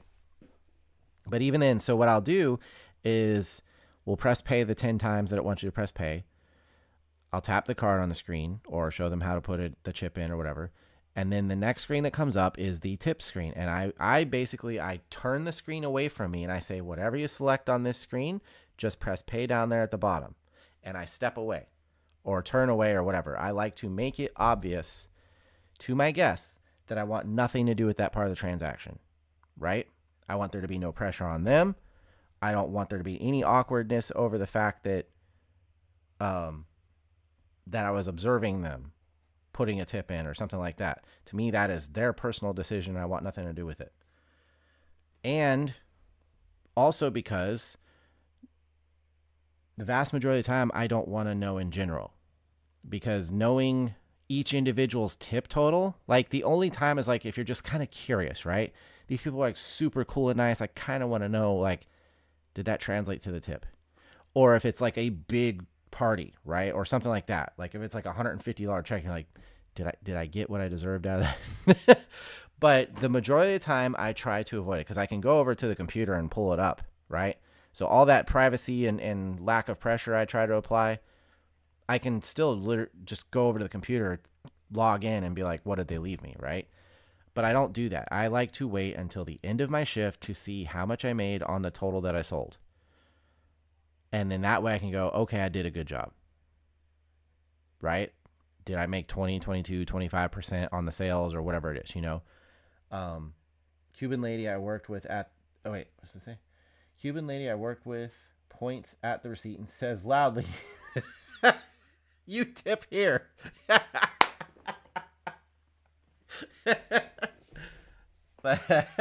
That's great.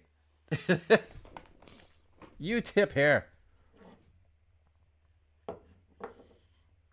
I do literally everything I can to, and I will tell people that too, because a lot of these people will ask like, oh, well, where do I leave the tip before they've even ran the card or whatever? Because it's different in different places. Some places that'll be the first thing it asks. Some places before they even run the card, it'll ask that. So I have them ask me all the time. They'll be like, where do I leave the tip? And I'm like, oh, it'll ask you that after it reads the card. So I basically go with them through the whole process. I'll hold their hand through it all the way through until the card reading part. And then I'm like, this is on you. And I have occasionally had people say, well, I want to leave you cash. How do I do that? And that's when I turn the thing around and go, oh, we hit custom here. We press zeros. We hit OK. Now it's just going to charge you for the check. And then that's good. And I make sure they're good and I press pay. And I said, and then whatever you leave, I can pick it up or whatever it is, right? I said, I've had multiple times where I've got to have conversations with people about like, I just try to not have any involvement in the tip process whatsoever. Because if you do, it can affect your service throughout the rest of the day, I've noticed. Like if you look at a check that you think you should have gotten a good tip on, then you didn't, it can affect your mindset and your attitude as you approach all the other ones throughout the day.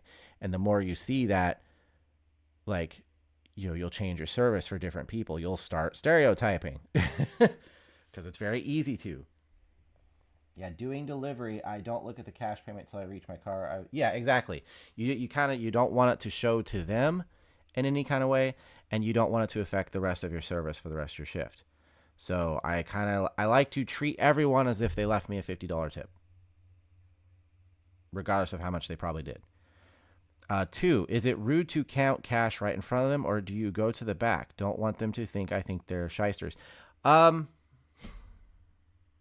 is not rude.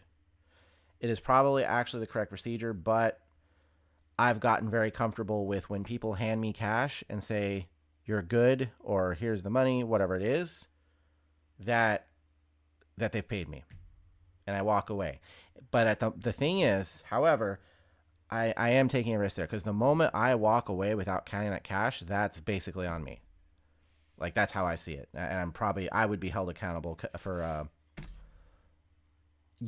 if somebody handed me money for like a $60 check, but they only gave me 45, right? And they said, oh, here you go. And I walk away and don't count the money and assume that they gave me enough for it. If I'm short, I'm either just having to punch that in cash and eat it and just not have and basically pay for it myself. Or if I report it to a manager, which you're probably not going to do at that point because you just screwed yourself, you could be written up for cash handling. So technically it is not rude. It's the correct thing to do to count the cash. Somebody hands you the cash, you sit there, you count it out real quick. All right, cool, we're good. You know, but so for a new server, I would say that's probably the better thing to do. But at the same time, I feel like most veteran servers have gotten comfortable enough to a point where they're willing to take the risk to make the guests feel a little bit more comfortable and just kind of get out of the situation of the money thing. To just take the cash, be like, all right, thanks, have a great rest of your day, and then you walk back over to the back or to the computer and you count it, and you're like, oh, okay, cool, they left me $12 or whatever it is, right? Um, but you did take the risk on yourself that they didn't pay you enough. I just ask, can I get you change? If they say no, thank them and leave. Count it later, not short. And so for a delivery driver, that probably works fine because obviously it's a little different. Like, do you need change on this? Whatever. Because you're like ending the transaction there and walking away. That the delivery is done. Um, when I worked, I always go back. When I worked at Olive Garden, they were like super strict on a bunch of things in their training, and they like you were never supposed to ask if there was money for you. You were never supposed to be like, oh, did you need change or is that everything? Blah blah blah. You're supposed to assume it. If they handed you cash, you were supposed to assume they wanted change. Go back, make the change, bring it to them, and then let them go, oh no, that's for you. And you're like, oh, thank you, that's mine. Or you leave it on the table and then you come back and get whatever it is. I still do that occasionally, depending on how much it is, right? Or what they said. However, a lot of times the way people hand it to you will tell you, oh, here you go. Especially if they like are getting up and walking away. Well, they didn't want change. Or especially where I work now, or the last couple places I've worked, it's a little bit more casual. Like it's kind of up to you type thing. And that's where like I've gotten used to in this setting going, oh, do you guys need change on that? Or not even like if they need change, I'll ask, is this all set? That's like the one. Is this all set? Like, oh yeah, you're good. Then you're good. I just water up, throw it at the server as I run out the door. And they're just like so confused. Did my music end? Yes, I'm still here. I hate it when it does that. I did not realize the music was up. Or how long it's been loaded.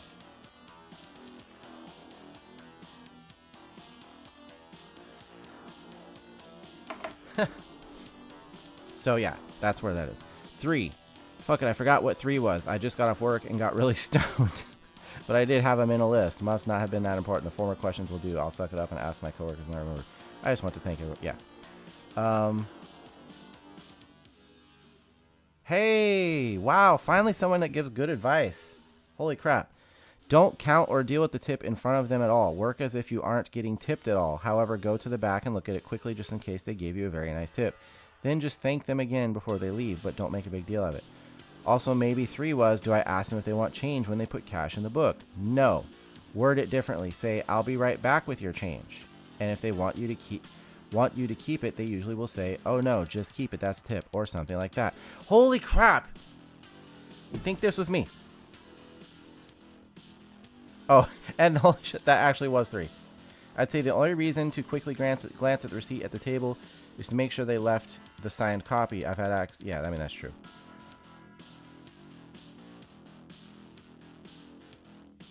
You got to know when to hold them, know when to fold them, know when to walk away, know when to run.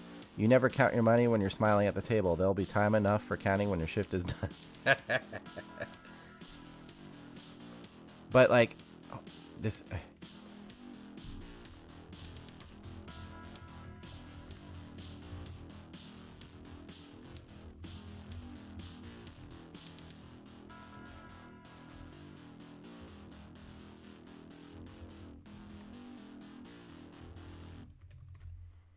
Finally, someone around here giving solid advice to new people. It's so uncommon. I will see posts from like new people asking about something, and like they'll get the worst advice. Like they're like, I told somebody that I was talking to them last stream, and I actually ended up messaging them for a little bit afterwards, and I was like, look, you're gonna find when you ask questions on here, and it's cool, you know, that's what it's for. But when you ask questions on here, you're going to get a lot of people who went into serving with the wrong mindset in the first place, or they didn't develop the right mindset as they got into it, and they're going to be jaded and obnoxious. And those are probably the worst people to take advice from, so be careful, you know, like whose advice you follow. Because there's a lot of people who give like really garbage advice to people that are new. And it doesn't help anyone.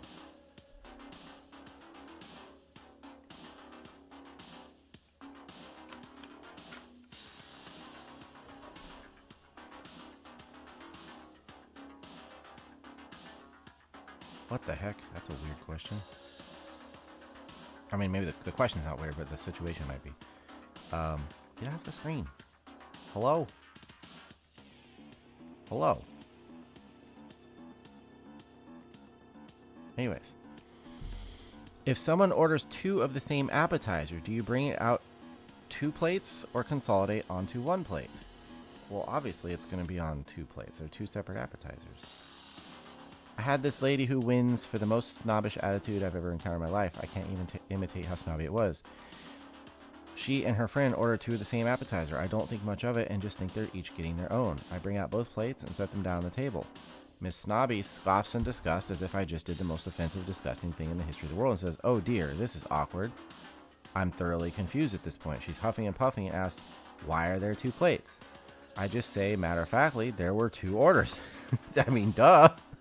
She grabs one of the plates and starts moving the food onto the other plate as if she can't believe she has to do this, and it's so embarrassing. She thrusts the empty plate towards me and apologizes to her friend. I think her friend is a little confused as well. What in the world? Did I break some etiquette I'm not aware of? This is a nice casual restaurant, but not fancy fine dining.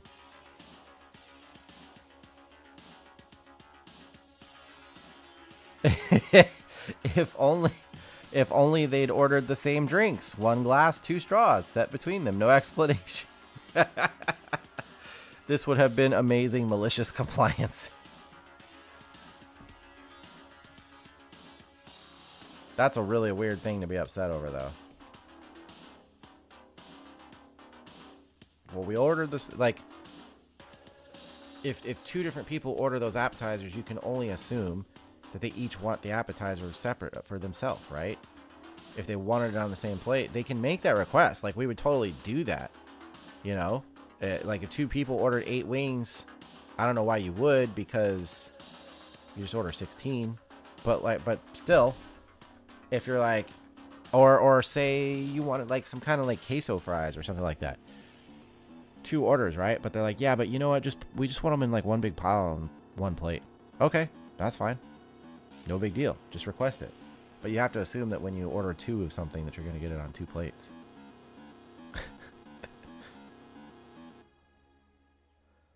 Oh, this one I actually responded to yesterday while I wasn't on stream, but it's I want to bring it up. Serving while really sad. I've seen this type of post before, but I've been really struggling mentally lately, but obviously need money and can't call into work. What are some tricks you guys use when you're really sad, but have to go to work and serve tables / pretend to be the happiest person on earth? I find it extremely hard to put on a smile and make conversation when I feel so down, but that's literally what makes me money. Help. Okay, so there was some decent advice in here. I wanted to pull up mine. There really needs to just be a button for mine. Like my comment.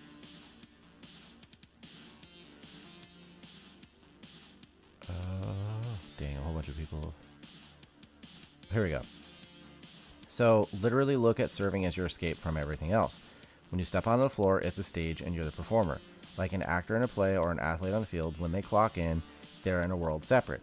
Because that's the mindset you should take regardless. Like whether or not you're upset or dealing with other mental issues or stresses, you should still take the mindset of like, everything else doesn't really matter. When I'm in this little bubble of being a server in this restaurant, like there's no outside world, right? Everything is about me and my interactions with my guests and my coworkers. So really that should be like your escape from whatever other crap you're dealing with, because you should be absorbed in that anyways.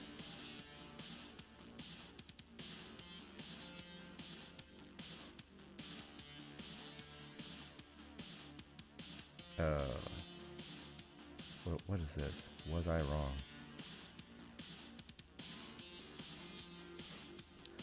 Let's see. I've been a server for 20 plus years off and on. Me and 3 friends were going to a restaurant to catch up, and I knew we were going to be campers. So I gave a server a $100 bill when we got there because we were going to be there for a while. One of my friends told me that while that was okay in the past, now it's considered rude, that it made it seem like I was trying to buy better service. Look, bro, you want to hand me $100 up front? I don't care. Just give me money. You will be buying better service. What are you talking about? That's fine. Was I wrong? Let me add that we got a round of drinks, lunch, and then a pitcher of water and sangria, and then told our server we were good, and she didn't have to check up on us. we would let her know if we need anything. The only thing we needed was a second pitcher of sangria. When we left, I gave the bartender a $20 tip, plus the hostess a 20, plus the server a 20 on top of the 100. My friend said I was embarrassing them. What? Yes, here we go.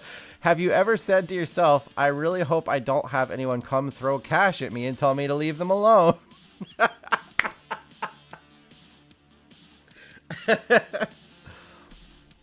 Me either.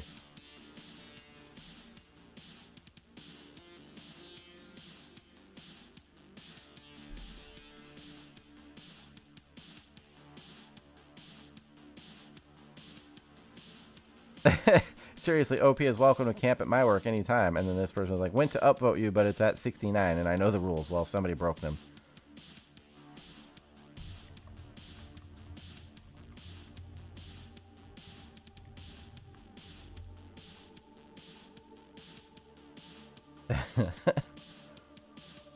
For real, dream customers right there. Low tip out and big tip. Hell yeah. Yeah, everything out. No, yeah, your friends are...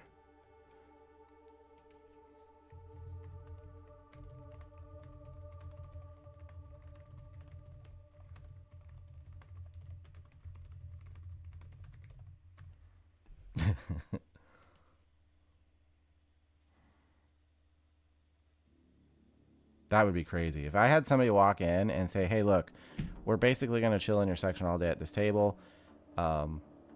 Here's $100. Just get our stuff together, get us taken care of, and then we won't really need you to check up on us. Oh, okay. Because that money, right, you just handed me like most of my shift for that day, depending on the day. Like, no, I'll take it. Then plus they got another $20. Like, no. Give me that.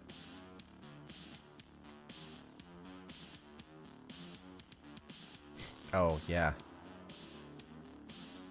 Yeah, this is actually a lot more common than you think. I can't taste the alcohol.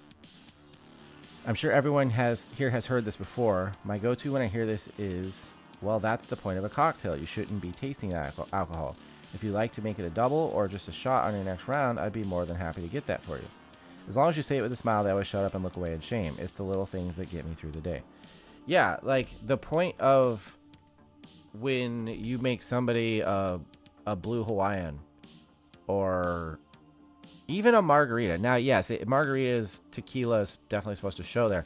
However, the vast majority of the time when people say this, it's because they bought a house tequila, or I mean a house margarita, which is just going to be using well tequila, which is not as strong and doesn't have as much of a, it doesn't stand out from the other stuff in there.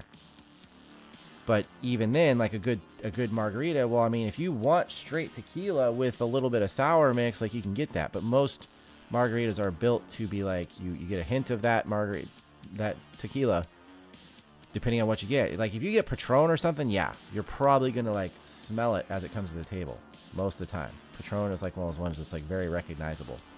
Or if you get like a good, well, and I'm saying good for like chain restaurants, but something like Don Julio or what's the other one? I can't remember what it is. But like if you get some of these like higher end tequilas, then yeah, they're gonna have a little bit more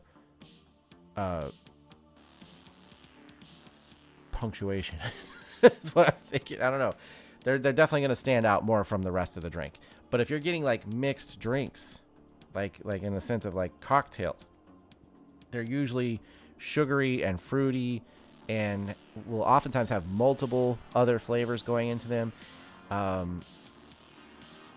You'll have something that will have like pineapple juice, but we'll also use Malibu rum, which is like pineapple, or not pineapple, coconut, and like various other things together. And then, so you're really not going to taste the rum. That's like the point of the cocktail, is to have the effect of the alcohol without really like tasting alcohol.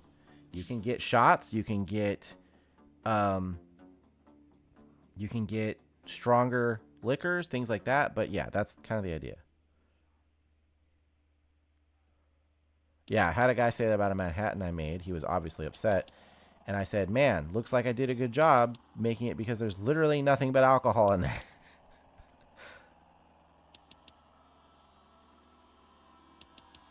Bro, anyone that somehow can't taste 2 ounces rye whiskey, 1 ounce vermouth, and a tiny bit of what? Angostura? What the hell? Needs to be checked for COVID. Too drunk to taste alcohol means you're cut off, bud. You sure about that? Works every time.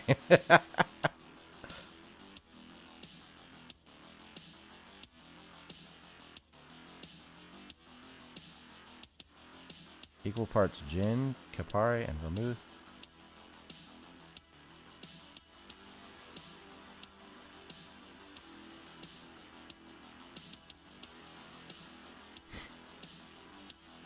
Can't taste the alcohol in Manhattan is crazy. Might as well say you can't taste the alcohol in a dry martini. At that point, you're just... I just suggest boofing. I make sure to jigger pour their next cocktail. Tends to irk them. Yeah, because oftentimes they're going to get less alcohol that way. So...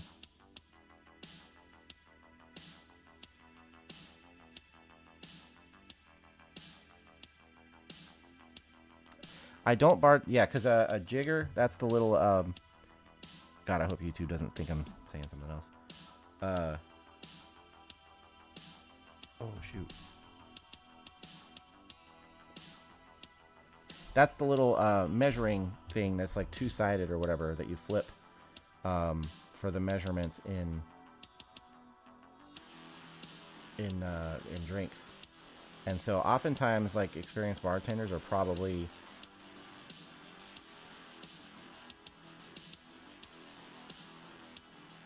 Hang on a second. I got a message. Experienced bartenders are usually like free pouring or freehand, whatever it is. Like they're just pouring into the rocks glass or shot glass or, you know, whatever, the mixing tin, freehand. And so you're usually getting more alcohol that way. You start saying crap about not tasting alcohol or how much there is, and then they'll start measuring it for you. And if they measure it, then you're probably getting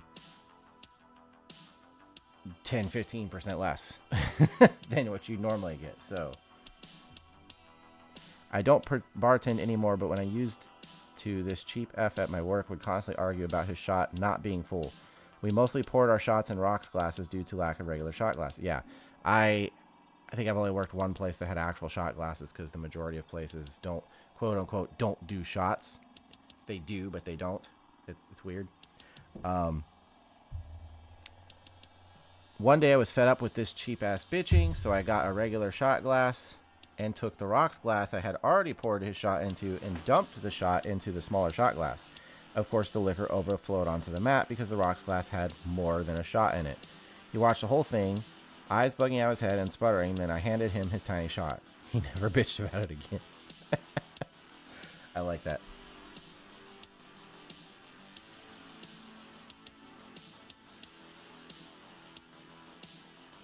Yeah, most of the time, if we're free pouring your drink, like whatever, just pouring by hand, then you're getting more than what you would if you wanted us to measure it out.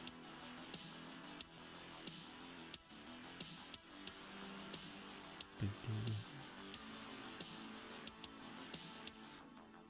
think we're getting back down to stuff I've already looked at. Where are we at here? 10:30? So it's been a couple hours almost. Let's see what's going on over here. First time I had Angostura bitters was that mold fashion. Oh, okay. Oh, Angus. Okay, so bitters. Okay. For some reason, that is not showing up on. Why don't I see that over here? That's weird. I see the comment. I see the comment in chat on Streamlabs, but not on my phone, where I usually like monitor. But yeah, okay, so that's just bitters. I didn't know if that's a brand or a type or something, but...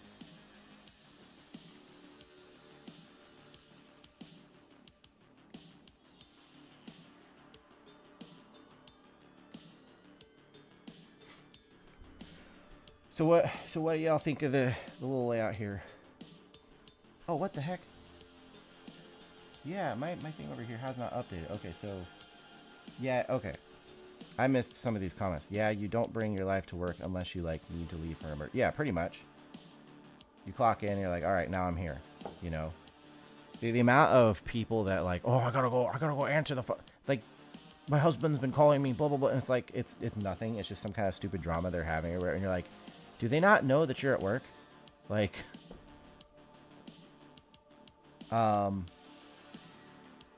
I'd be a professional F off if somebody threw money at me. Yeah, seriously. You get them their stuff out to them. You know, they gave you a considerable amount of money. You get their stuff out to them. You make sure they're all good. And as long as, like, they don't request you over, like, call you back over, then you leave them alone. You're good. Go handle other stuff and make money. And then the Angostura, I don't even know how you say that. How do you say that? I gotta look it up. Yeah, for some reason, I normally have a phone over here with the chat open, and apparently, there we go. Apparently they just, it froze up, because I didn't see your guys' last couple comments. Setup is good, just got bugs all over me right now. What the heck?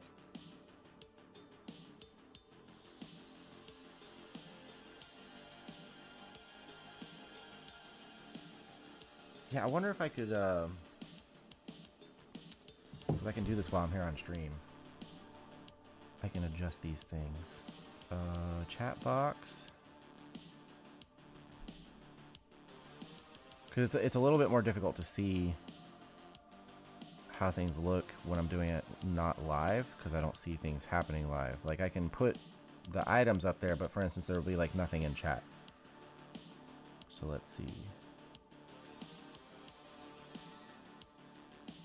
Browser settings. Oh, font size. Here we go. So I wonder if I adjust this down a little.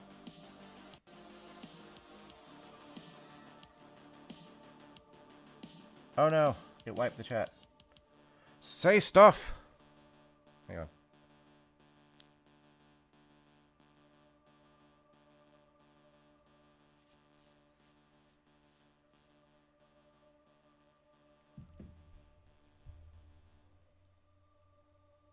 Don't wipe me.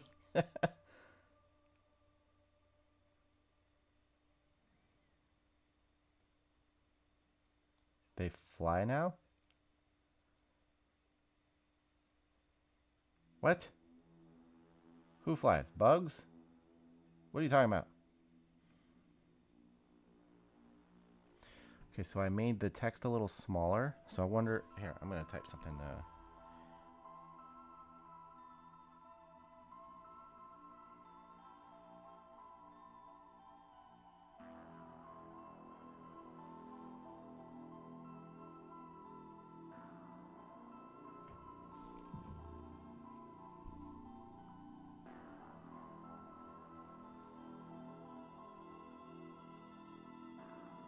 I don't have it. Oh gosh.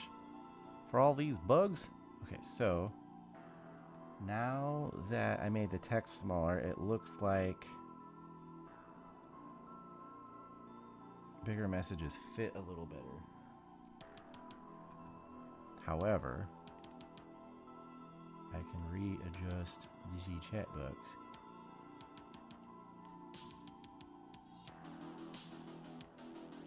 And stretch it out a little bit to make the text larger, or make the whole box larger. Okay. Now I test the thing to make sure it still fits.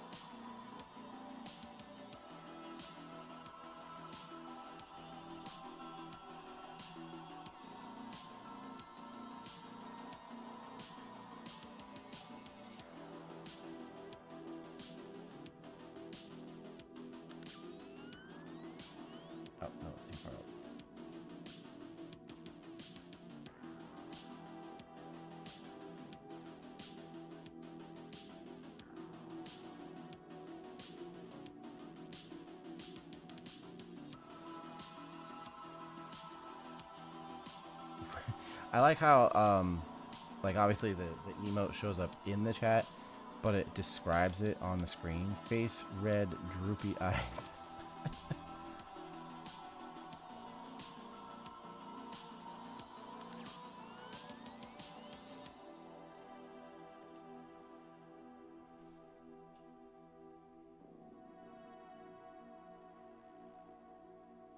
Okay, so I think that's good because I gotta have the little alert box there for when there is like a tip or a super chat or something like that. Chat box over here just so people who aren't actually looking at or participating in the chat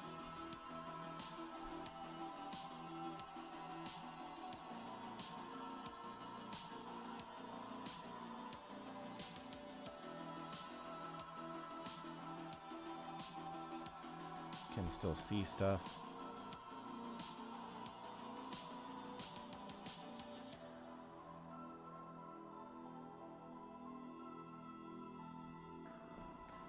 And then the bottom space of the screen, you see the little tip ticker that goes by there.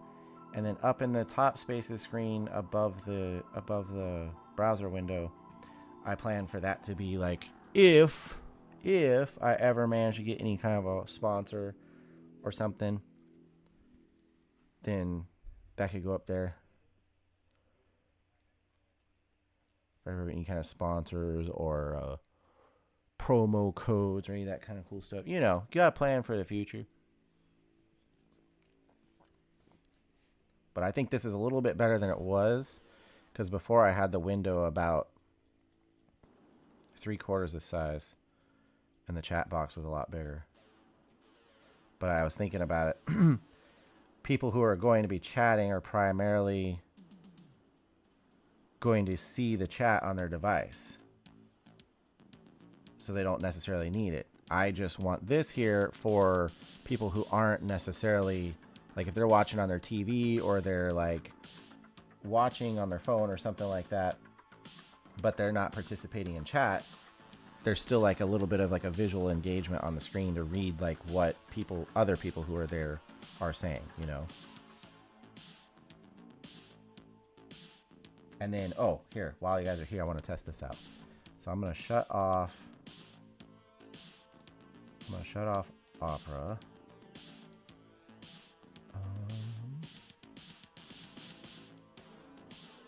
Close that. He says, yes, good. Okay, now I'm going to move Streamlabs over here. Turn on game capture.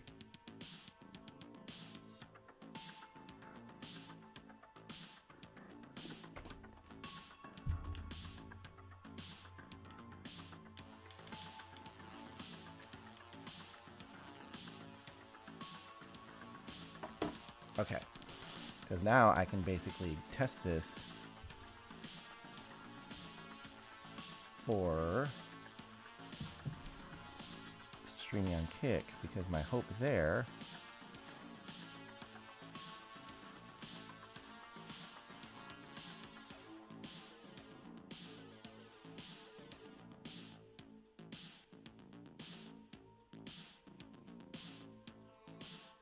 I want my root beer.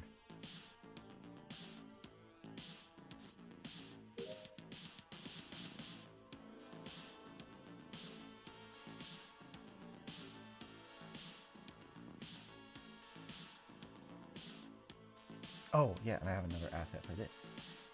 Okay. I can see how everything looks.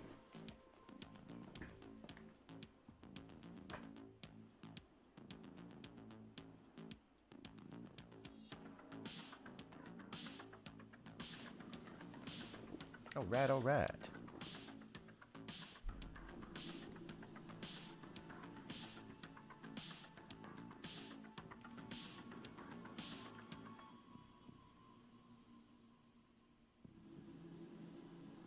Blah, blah, blah, blah, what? April Fool's here? Yeah, we're kind of past that. Okay. Okay, so let's see. Settings. How does that... Is there music?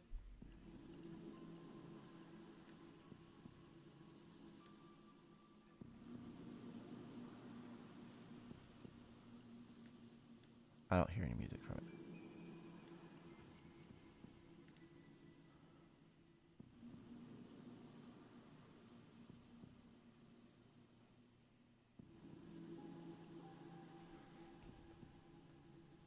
Oh wait, I gotta adjust the chat because it looks like your message kind of went off the screen there. What'd I do?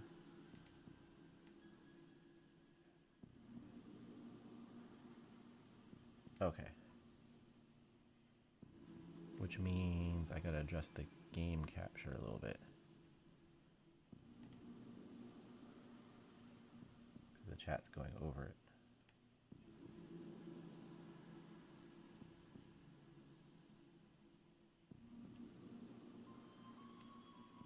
There we go.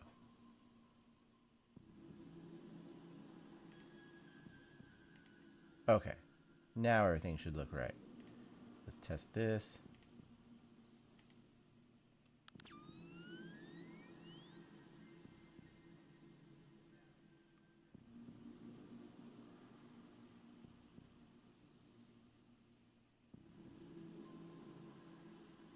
Okay, okay. I think everything's working. Let's try to play.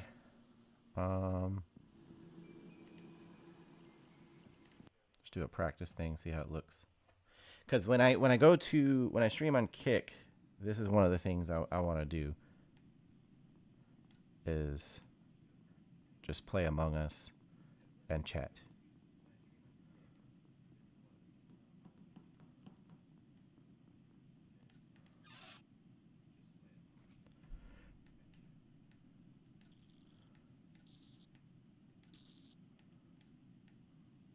I've never done this on computer before, even though that's like where it's supposed to be played.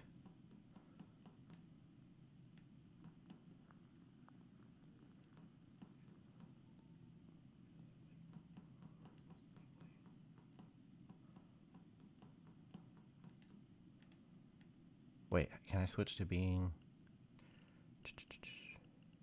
No.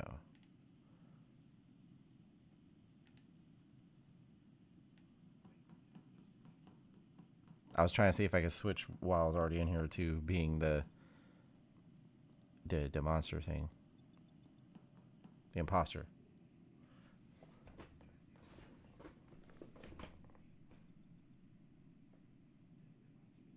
Okay, well, I mean, it looks good on my TV.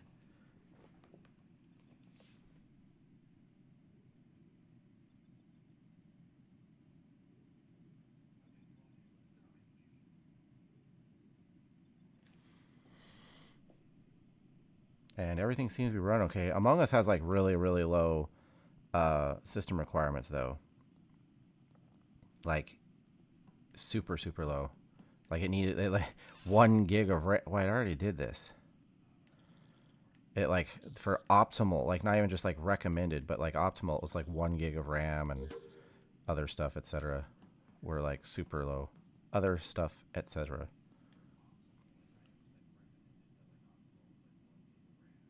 Death Battle. What's Death Battle?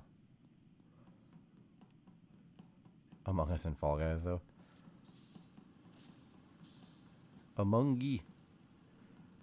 Oh, here we go. Still getting used to playing it with a mouse, though, because, like, I've played it on Xbox and on phone. So. Almond juice. Wait, what? Almond juice. Empty shoot. Oh, okay. I know what I gotta do. Yeah, this is just the practice mode, so I can see how it's running. But yeah, I would like to make it kind of a neat little thing. Just go on Kick, stream Among Us, talk with chat, possibly play with chat. It says to empty the chute. Where's the map? Where's the map? Oh, O2. Oh, yeah. That's over here. It's been a long time. How you like my little guy? Can't play Doom. Possibly.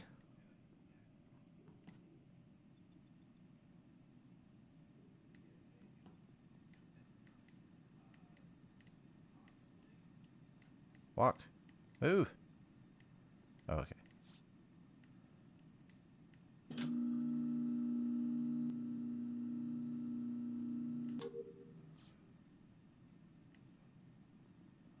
Now I go to storage.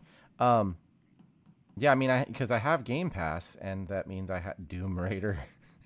That means I have PC Game Pass.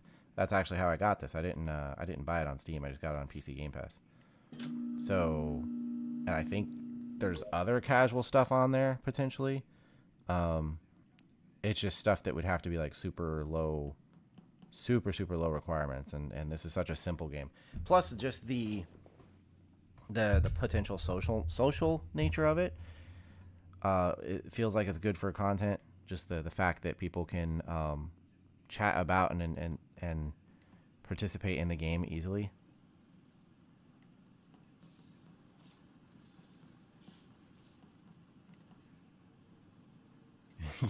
Meaning games with benefits.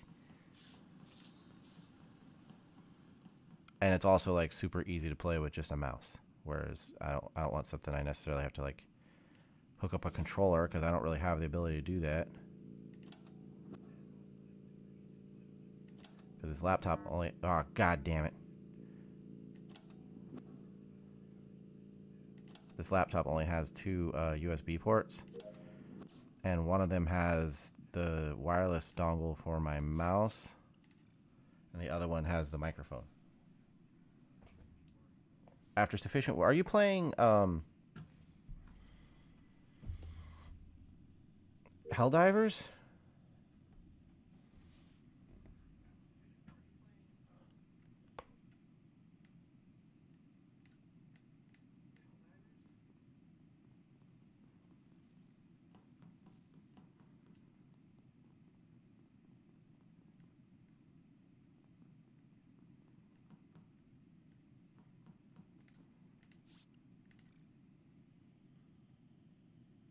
Oh, okay, okay. Ta-da! We have one. Normally the crew would have just one because the taskbar is full. For practice, we issue new tasks instead. Okay. And we're done.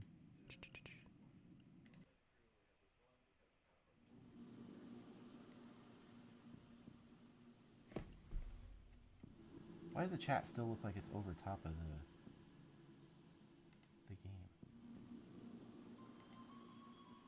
It's not though. Never mind. Okay. Okay.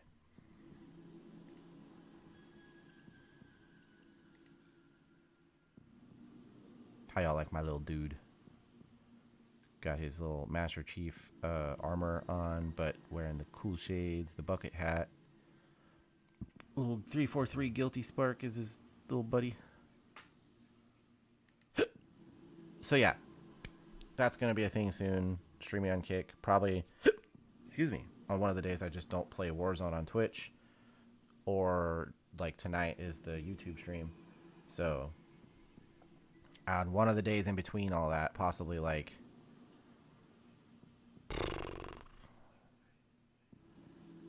well, it just depends on what happens with like Warzone on like because on Twitch I last week I played Wednesday, Thursday, Friday, and Saturday at night for Warzone.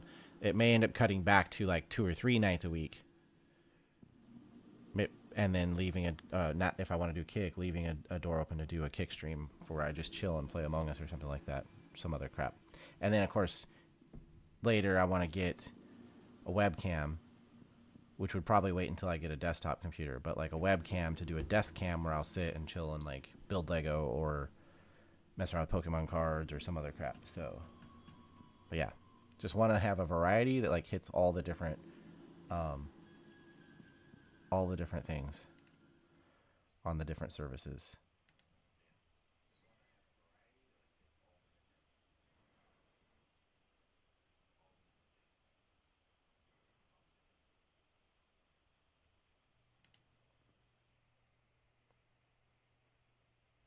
Yeah, the hat. Yeah, I had to have a little bucket hat. Had to have a little bucket hat and be purple. Of course, that changes depending on like if you jump into a lobby where somebody's already purple. But I think that would be why I'd probably just host lobbies. So I could be purple.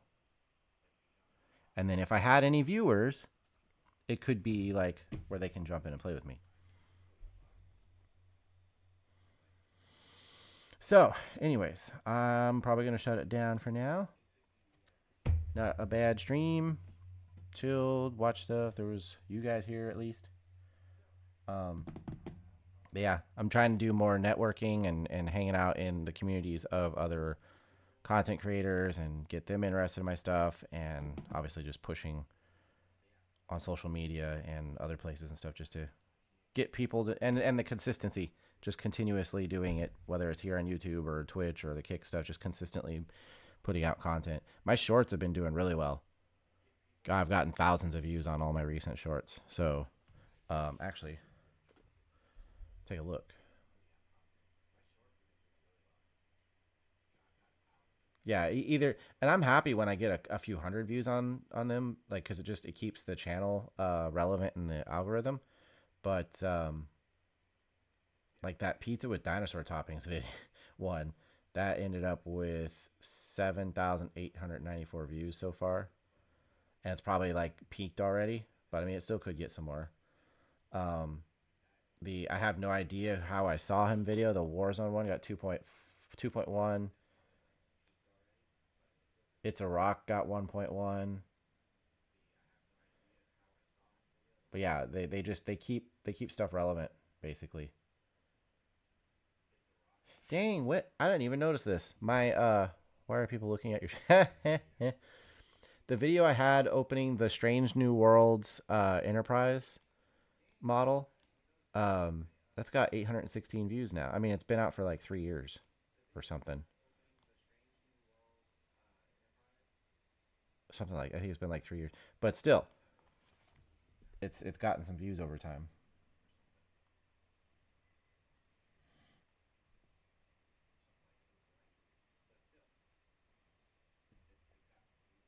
Either way, checking all my stuff. Gonna go ahead and hop out of here. I will be on Twitch tomorrow night playing Warzone after work in the evening, and then we'll go from there. And see you guys next time.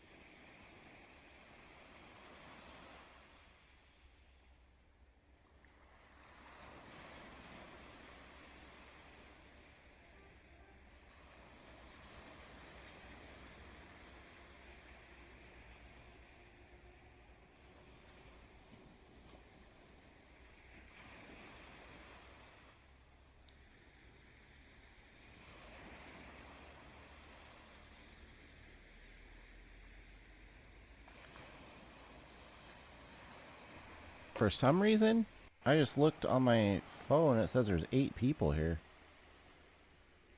Streamlabs only says there's like 4 or maybe 3, but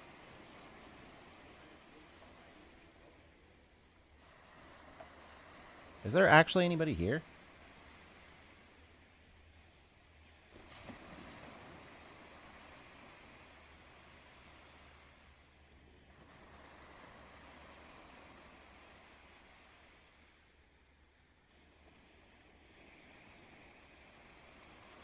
Like, if there's anybody in the chat, like, say something. I'm interested. Because this whole time I've been... No. This whole time, when I look at Streamlabs or... yeah, when I looked at Streamlabs, it said there was only 4 people. And I was like, okay, I can account for those. But then I just looked at my phone, and it says there's 8. Just us chickens?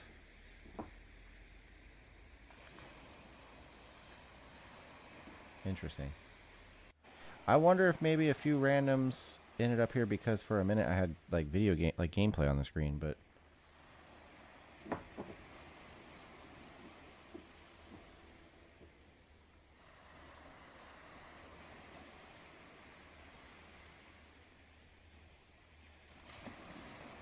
I don't know. Like at one point it said like I muted I turned my mic off and then I picked up my phone to look at the chat and there were 8 before that. How long has there been 8?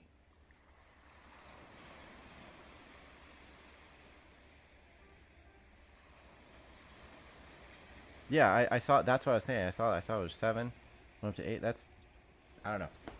I mean, I'm gonna end the stream, but either way, that's weird because like this whole time I've been looking at Streamlabs saying 4 viewers. I'm like, oh yeah, I know a couple of those are, and I definitely know who the other 1 or 2 is. So, well, if there is other random people here, subscribe and come back next week. Check out the rest of the channel, or find me on Twitch tomorrow for Warzone.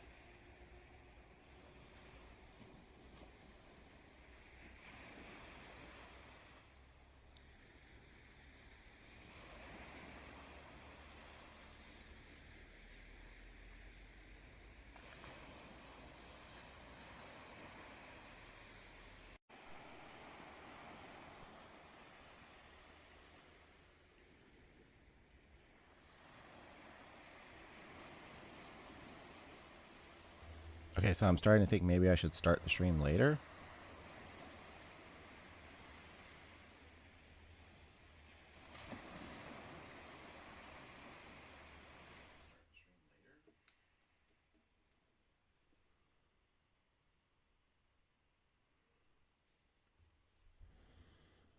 Because now it says there's 9 people here.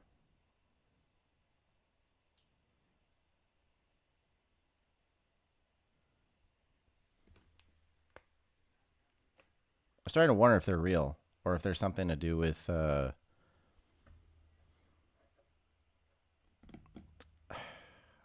like if it has anything to do with the application. Like if that makes sense. Like when I'm messing around with settings, if that does something.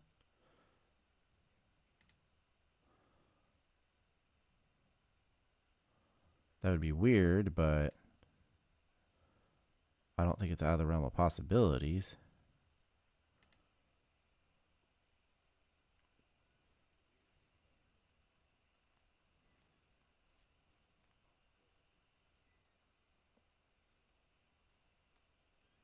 Yeah, I'm thinking that somehow when I was messing with the settings that it like inflated the view count.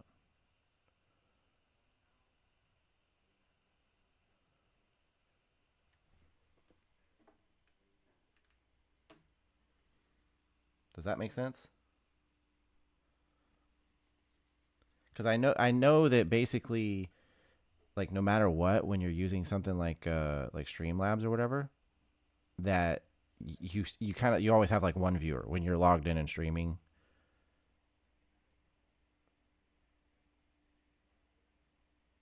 And you're saying that since I was messing with the settings, it went from 7 to 8. Now it's at 9. So I'm starting to think that that's what it is. That somehow when I was messing with the settings and everything, that it like it like kind of tricks it somehow into thinking that there's an additional viewer because the application is like doing something with the stream. Either way,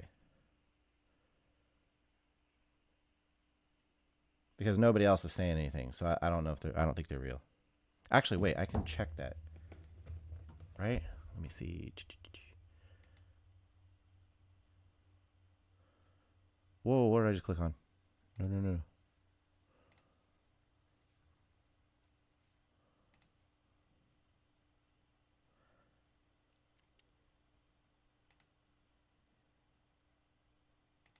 Hmm.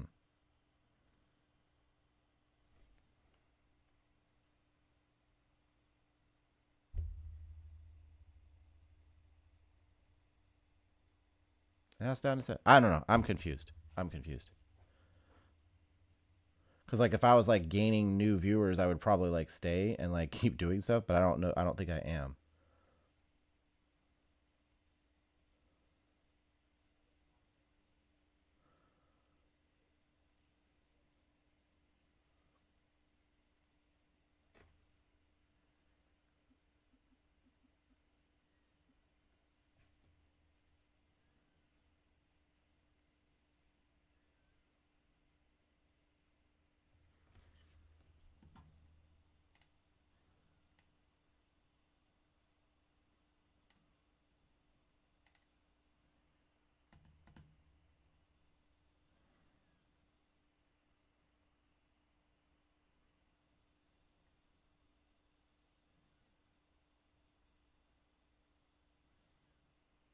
Oh, let me try. You know what? I want to try this.